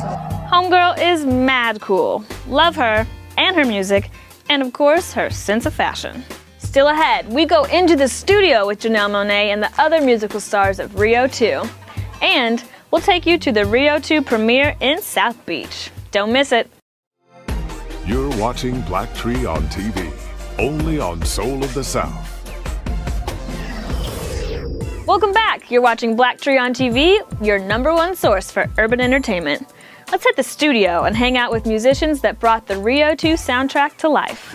We gonna scout the wildest, coolest talent in the jungle. It's our inspiration for this year's Carnival show, Amazon Untamed.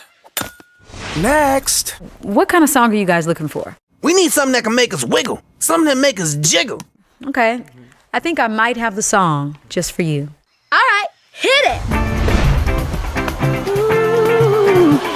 Who is ready for a tropical adventure? What is love if it's not with you? I know when you're alone, you feel it too. In your arms is where I long to be. 'Cause being with you gives me sanity. Oh, listen to me, darling. I wake up every morning thinking about Oh yeah, I got it. I'm good. Yo, this is untapped territory. I'm loving this sound. What good is love if it's not your love? What good is love if it's not your love?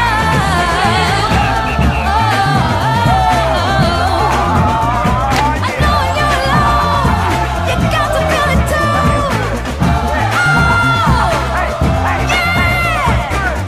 We came to the right place. This is popping. It's popping in the Amazon.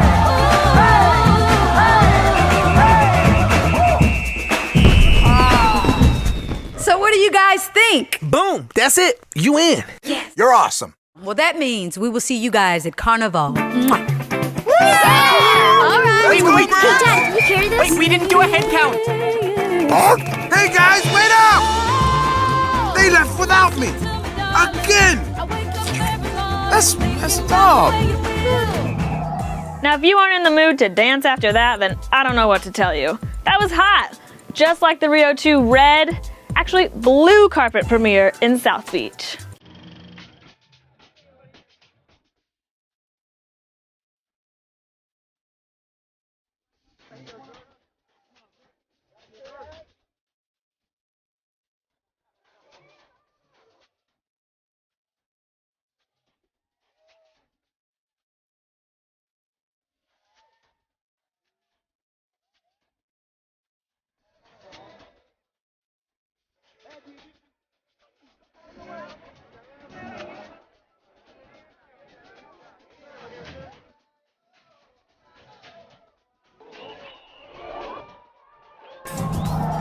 I like the movie because it appeals to those who want to protect the environment, and it lets the young people know we plant that seed now in them, and we can save the trees and all of these things. And I believe in that. So for Carlos, the director, to make me a part of it and ask me to come back was an honor to me. I was hoping we were going to make another one, and then Carlos reached out and said, we're going to go back, we're going to go back, we're going to do it. And this time we're going to the Amazon. And it's the greatest group of people you could ever hope to work with. And I love my character, and it was the easiest yes I've ever said. It's a very joyous and buoyant film.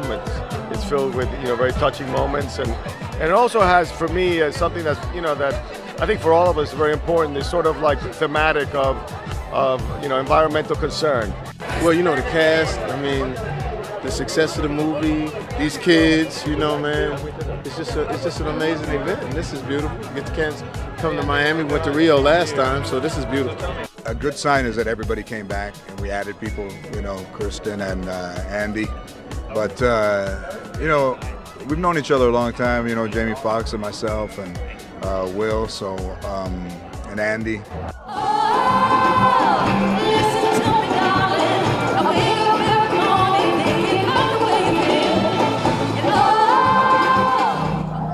That's it, another hot show. Thanks for watching. Once again, it's been a blast. I'm your girl, Alex Hudgens, and you've been watching BlackTree on TV. If you want more, you can subscribe to BlackTree on TV on YouTube, like us on Facebook, and follow us on Twitter.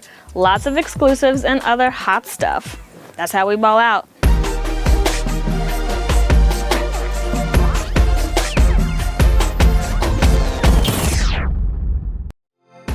You're watching BlackTree on TV.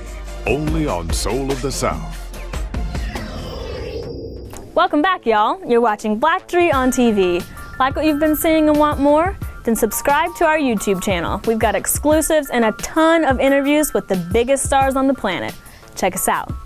Meanwhile, it's time to throw it back as Kevin Hart and Eddie Murphy go toe-to-toe. Who's funnier? We can't call it, but maybe you can. Here's how it all went down with our man Jamal Fingley caught right in the middle. Like every now and then I hear like on some island somewhere, they'd be like, oh, they had the Black So-and-so Filmmaker Awards, and be like, what? Oh yes, 20 years they've been doing it. I ain't never heard of that. I've been gigging 30 years, what? Oh yes, this year we honored AJ Jamal. And,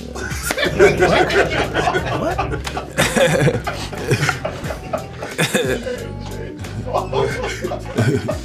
This is big though. A thousand words up here with Eddie Murphy, a man who Yeah, man. Finally, we finally get to sit down. After 16 years, I finally get to sit down and sit across from you, man. That's right. And you were you were the biggest comedians and actors ever in the game. You've had some of the best pictures, and it brings me to this thing that happened not too long ago where Kevin Hart broke your stand-up box office record. What record did he break? He said he broke some record of your box office sales for stand-up. I don't know. What did he break? I don't know what he broke. I know, but Raw is still the #1 box office concert movie in history, so I don't know what records nobody broke, Kevin. Yeah, I broke Eddie's record. I ain't been on stage in 27 years. They still trying to break my records. God bless y'all. When are we, or are we ever going to see you on stage again doing stand-up? I'm going to do it again because I got to break Kevin's new record. I got to get back on the stage because this new record that Kevin got, I got to have it back, Kevin. You ain't keeping this record, whatever one it is. I got to have it back, baby. I love Kevin Hart, by the way. Hilarious. Looks like Eddie Murphy is ready to defend. He went all Game of Thrones on Kevin Hart. Let's see how Kev responds. Hey, that Lambo okay right there, right? It's my car. Let's go. This is your bachelor party. Next 24 hours, the boys will be with the boys. And the girls with the girls. In this battle of the sexes, I was determined to keep us ahead of the girls. You're rolling with the pros. Let's go. Girl, I must. I sense something strange in my mind. Floyd Money Mayweather! I mean, Kevin Hart, it's been a huge year for you. You got the 5-year plan, exit strategy. Think like a man. Who knows what else you're doing? I know. You know what else you're doing. Probably your agent. What's going on?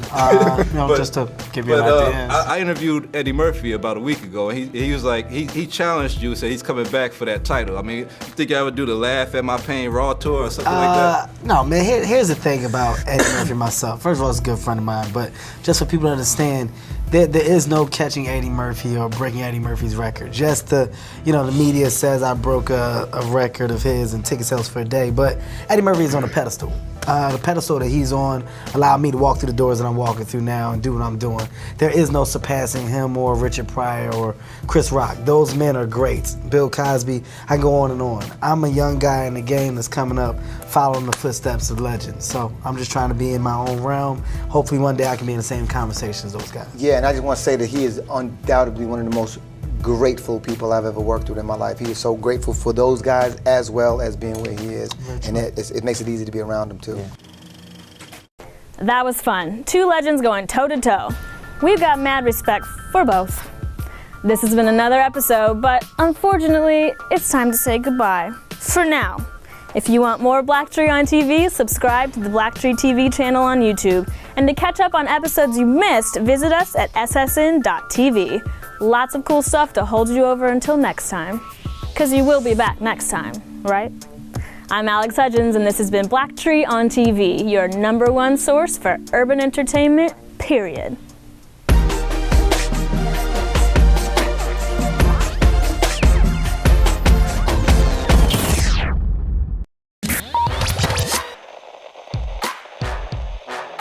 From the Revolt Live studio in Hollywood, California, what's good, fam? I'm Dylan, and this is TMI. Y'all see the hot new couple on the prowl? Rob Kardashian and Blac Chyna. They began all touchy-feely down in Jamaica. Now, his sisters, well, they aren't too happy with the relationship, saying she's in it for the wrong reasons. Now, at what point do your homies let you know, hey, man, she's only in it for the fame?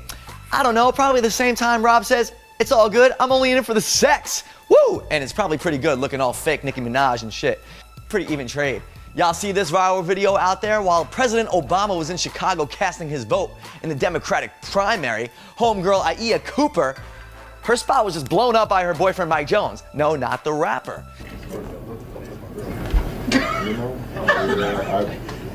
I really wasn't planning on it. He walked by and said, Mr. President, don't touch my girlfriend. Now, does this man have a point? Because it was pretty, on the money. Here's the most powerful man in the world. He's pretty good looking, he speaks well, and he balls. Boyfriends of the world, stay on notice. Would you do the same thing? I don't know, just want to hang out with Obama. It's pretty cool, man. In porn news, remember back in the day when the fappening happened, where 20 celebrities' nude photos leaked? Well, the guy responsible for it, Ryan Collins, is pleading guilty. That's right, the FBI caught you, man. You can't get away with that shit. Gross. Got sisters out there, man. We got sisters and moms and aunts. Now, he was found guilty of accessing unauthorized computers when hacking into over 100, stealing nude photos from at least 20 celebrities and putting them all over the damn place. Now, Jennifer Lawrence, Kate Upton, Hope Solo.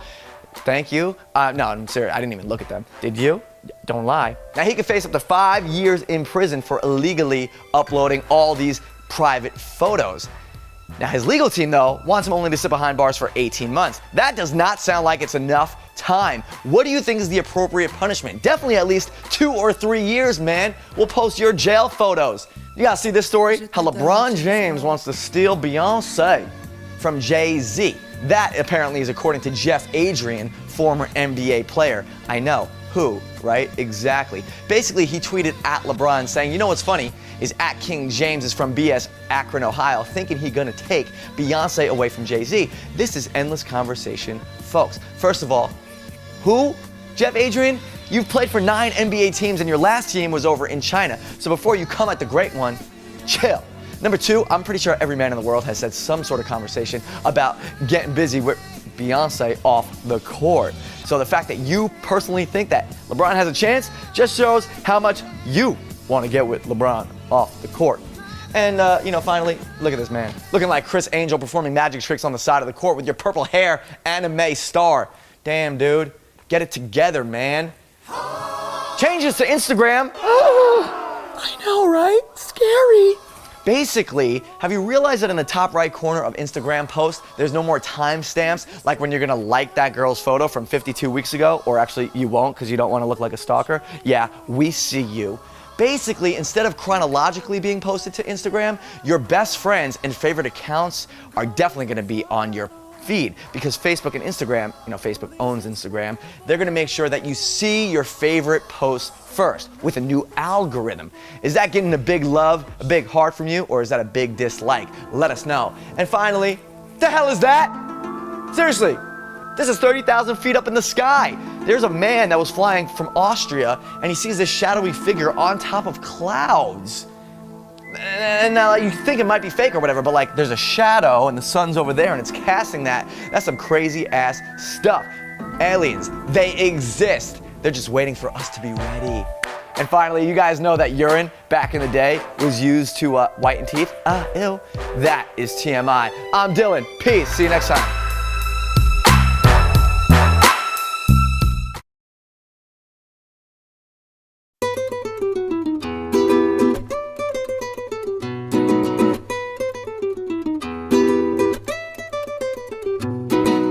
Alright, what can I say?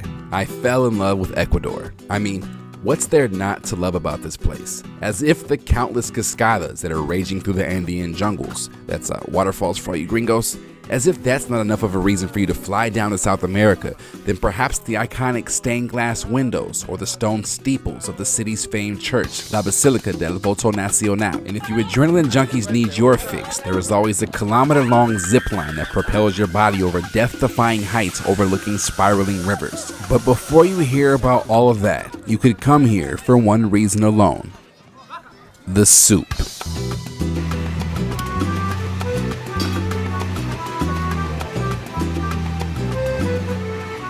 That's right, the soup alone is worth traveling the 3,000 plus miles. You see, this is no ordinary soup. Here in Ecuador, soups are a symbol of culinary tradition and a very delicious source of comfort food when in the high altitude of the Andean mountain range. Now excuse me while I order my morning juice. Hielo y naranja y fresa. She pretty much already knew what I wanted because she remembered me from yesterday. I mean, that's how they are here. And I have a feeling if I were to come back a year from now, she would probably remember me then too. Now back to this soup. Sancocho. It's a very popular broth-based soup with hearty foods in it like yuca, corn, plantain, and perhaps guinea pig. One of my favorites was sopa de yuca. It was a much creamier soup, had various vegetables and white pescado. Delish.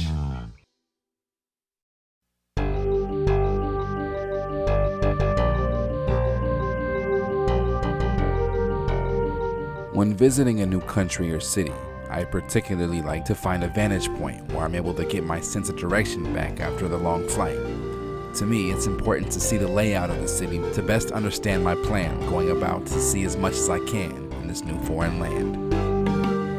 Hola, que paso, all you travel lovers out there. As you can see, I made it to the top of this beautiful mountain above the city of Quito.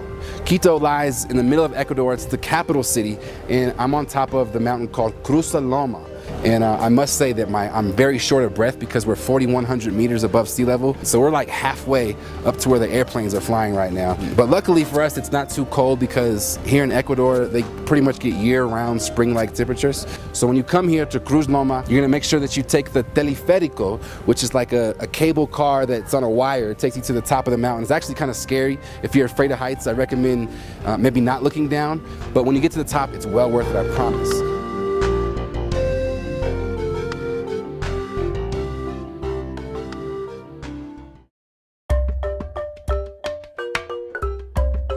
What's up, guys? So I've made it to the city of Baños. It's about 4 hours outside of Quito here in Ecuador. And as soon as I got off the bus, I couldn't help but notice tons of this taking place. Now what it is, it's actually sugarcane that's been processed down and it's made into caramel. The proper name for it is melcocha de la caña de azúcar, which basically just means caramel of sugarcane. But it's really good. And ¿es posible un poco más? Claro. Sí. Bueno, muchas gracias. They're very friendly here, as you can see. But I wanted to try this on camera because It's not like anything else I've ever tasted. It's not like your ordinary caramel because it's got more of a fruity taste to it. And it's definitely got like this fresh stickiness that is like no caramel you've ever seen in your whole life. Anyways, I thought I'd share this crazy delicacy that you only find here in Ecuador. So when you come, get some for yourself. ¿Cómo te llama? Jorge. See Jorge, he's right across the street from the bus station, and he's got it for you. Tell him I sent you.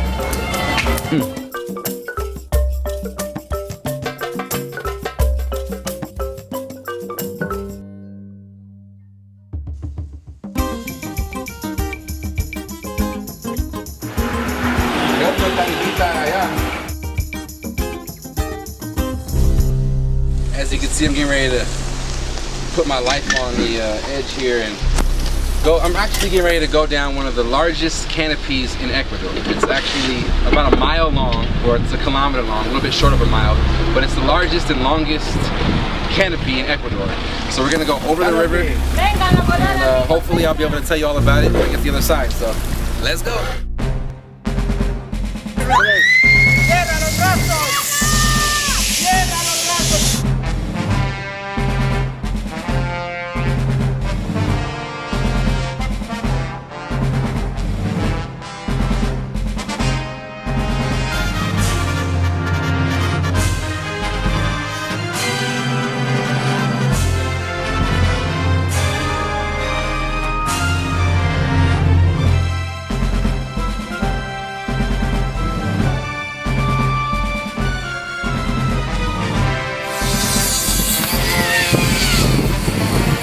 Here rolling with the homie. ¿Qué pasa? Hollywood. I don't know where we are right now, but we just did a canopy that was crazy. And he just told me that if I want to do it again, he's gonna give me a hookup on the special. So holla if you hear me. Just rode the longest canopy in Ecuador.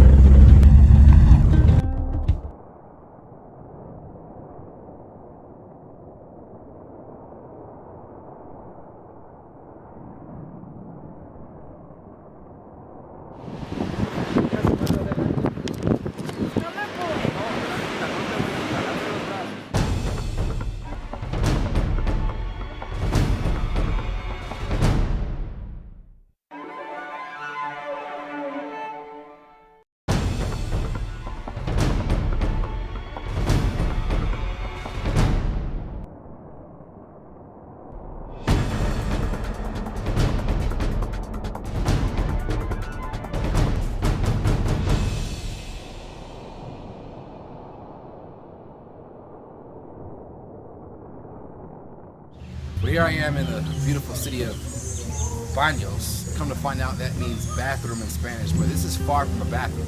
You can see behind me there's waterfalls coming off the Andean cliff sides, and this is probably one of the most peaceful and relaxing cities I've ever experienced. So I woke up at like 5 a.m. to beat out the locals because they are known to frequent the La Piscina de la Virgen, which is known to have healing powers of some sort. Nonetheless, I enjoyed the lava heated water that was pouring off of the cliffside, and I highly recommend and encourage you to come here to Baños. It's about 4 hours outside of Quito, but it's well worth the trip. So I'll see you when you get here.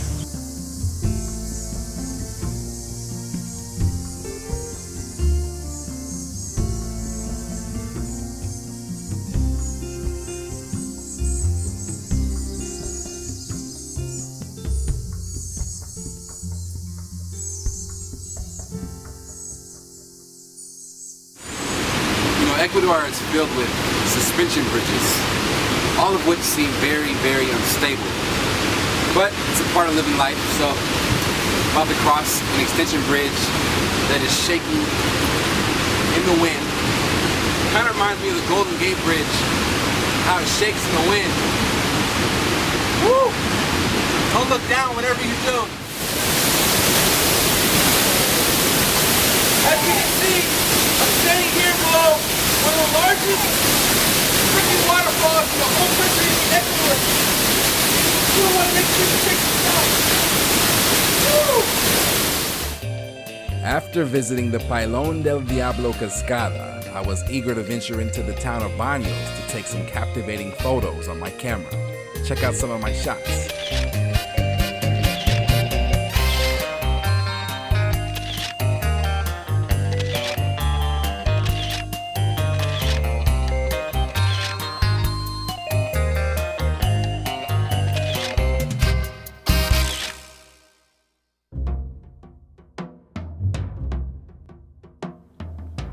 People always ask me, how is it that you can afford to travel so much?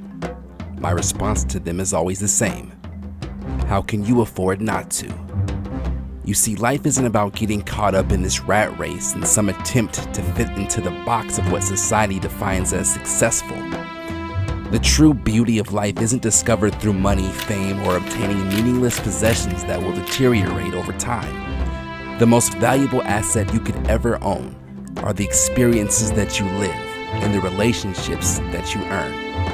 No one can ever take away those God-given moments that are locked within the vaults of your memory banks, waiting to be relived, remembered, and reshared, sparking the flame of curiosity in others to come. It's crazy, man. We're at the bottom of a base of a waterfall, live in the Andes Mountains. I'm happy. Can you tell I'm happy right now? Because this is what living life is all about.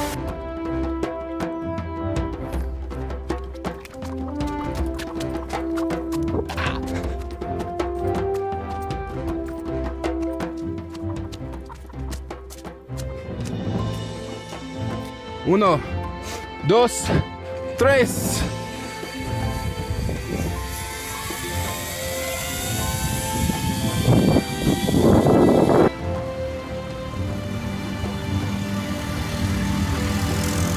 And I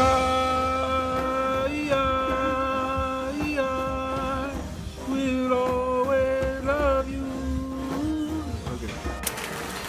Fishing for lunch right now. Supposedly there's some trout in here. I don't know how true that is. Oh, sí, no murió. Mira. So we just caught lunch. Oh, and it's still alive. For your lunch? Now this is what you call a fresh lunch. I'm about to make me some trout, fry this trout up, and just caught it in the river. But you know, no hormones, only fresh.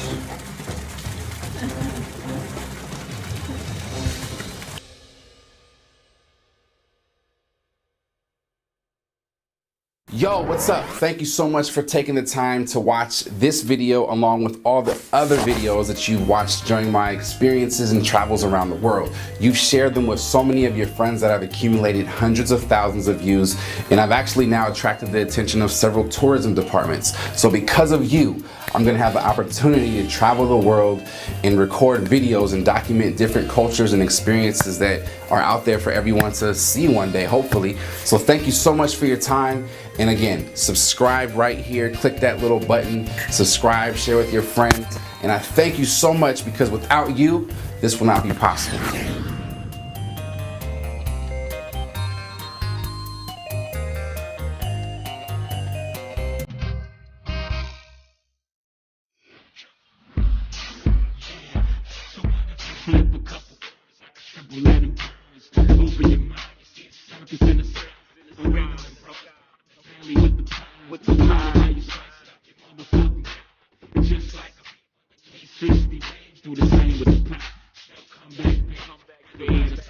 The reason to make a conceptual album for American Gangster was there's a lot of people that can relate to that story, and you know there's a movie that's 2 hours, 2.5 hours long about this subject. There's so many different emotions that's left untold because you have to fit this into a format.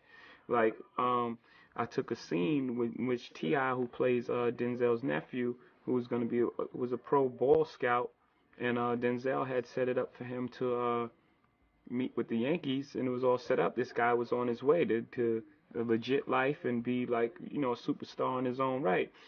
And T.I. didn't attend the meeting, and he asked him, why do you attend this important thing that I set up for you? He was like, I don't want to be a pitcher anymore. I don't want to be a baseball player. I want to be like you.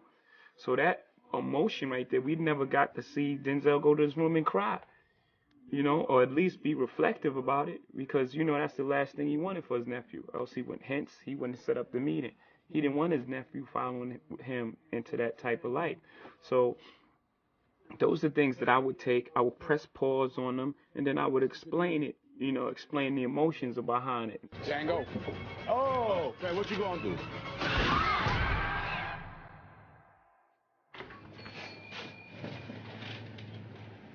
So what was I saying? That's why I was really excited about the movie, you know, because it took me back to a place that I hadn't been for a minute, you know, and you know, it just sparked all these ideas and all these thoughts and all these emotions that, you know, that I wasn't dealing with while I was over there living my life, having a great time. You know what I'm saying?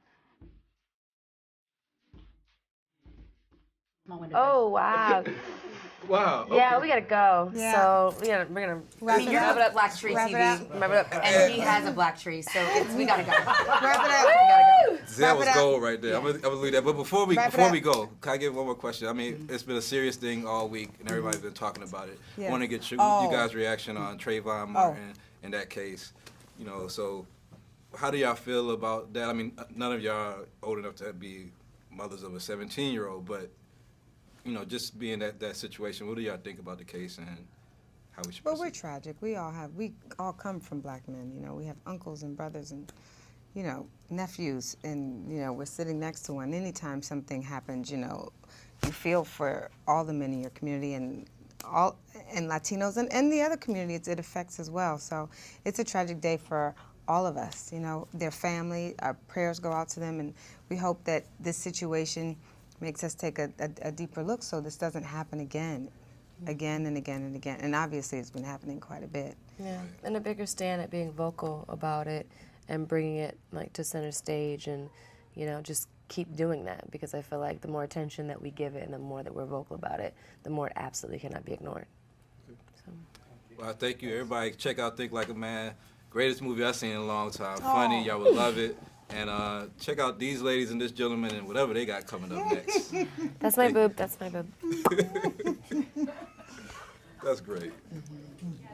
Jay, you're losing the games for us. You're not even using the picks. You shot 1 for 27. I'm not the one that's not coming off the picks. Y'all done here? We want to play some full court. Oh, yeah, we're good. No, we're not. Y'all want the court, you play for the court. That's what real men do. So y'all want to play for it? Am I stuttering? You're not gonna punk us. I'm not serious. I am serious. People come in here and they think they got us. Y'all don't have nothing. This spring. Babe, I got us lattes. I'll be right back. I'll be right here. Ah, you were an animal last night. So, babe, I was thinking we could go on our first real date. Yeah, babe, we should do that. Yes. No, he didn't. He took my coffee. Guys. Happy Valentine's Day, sweetie. And you too, Mom.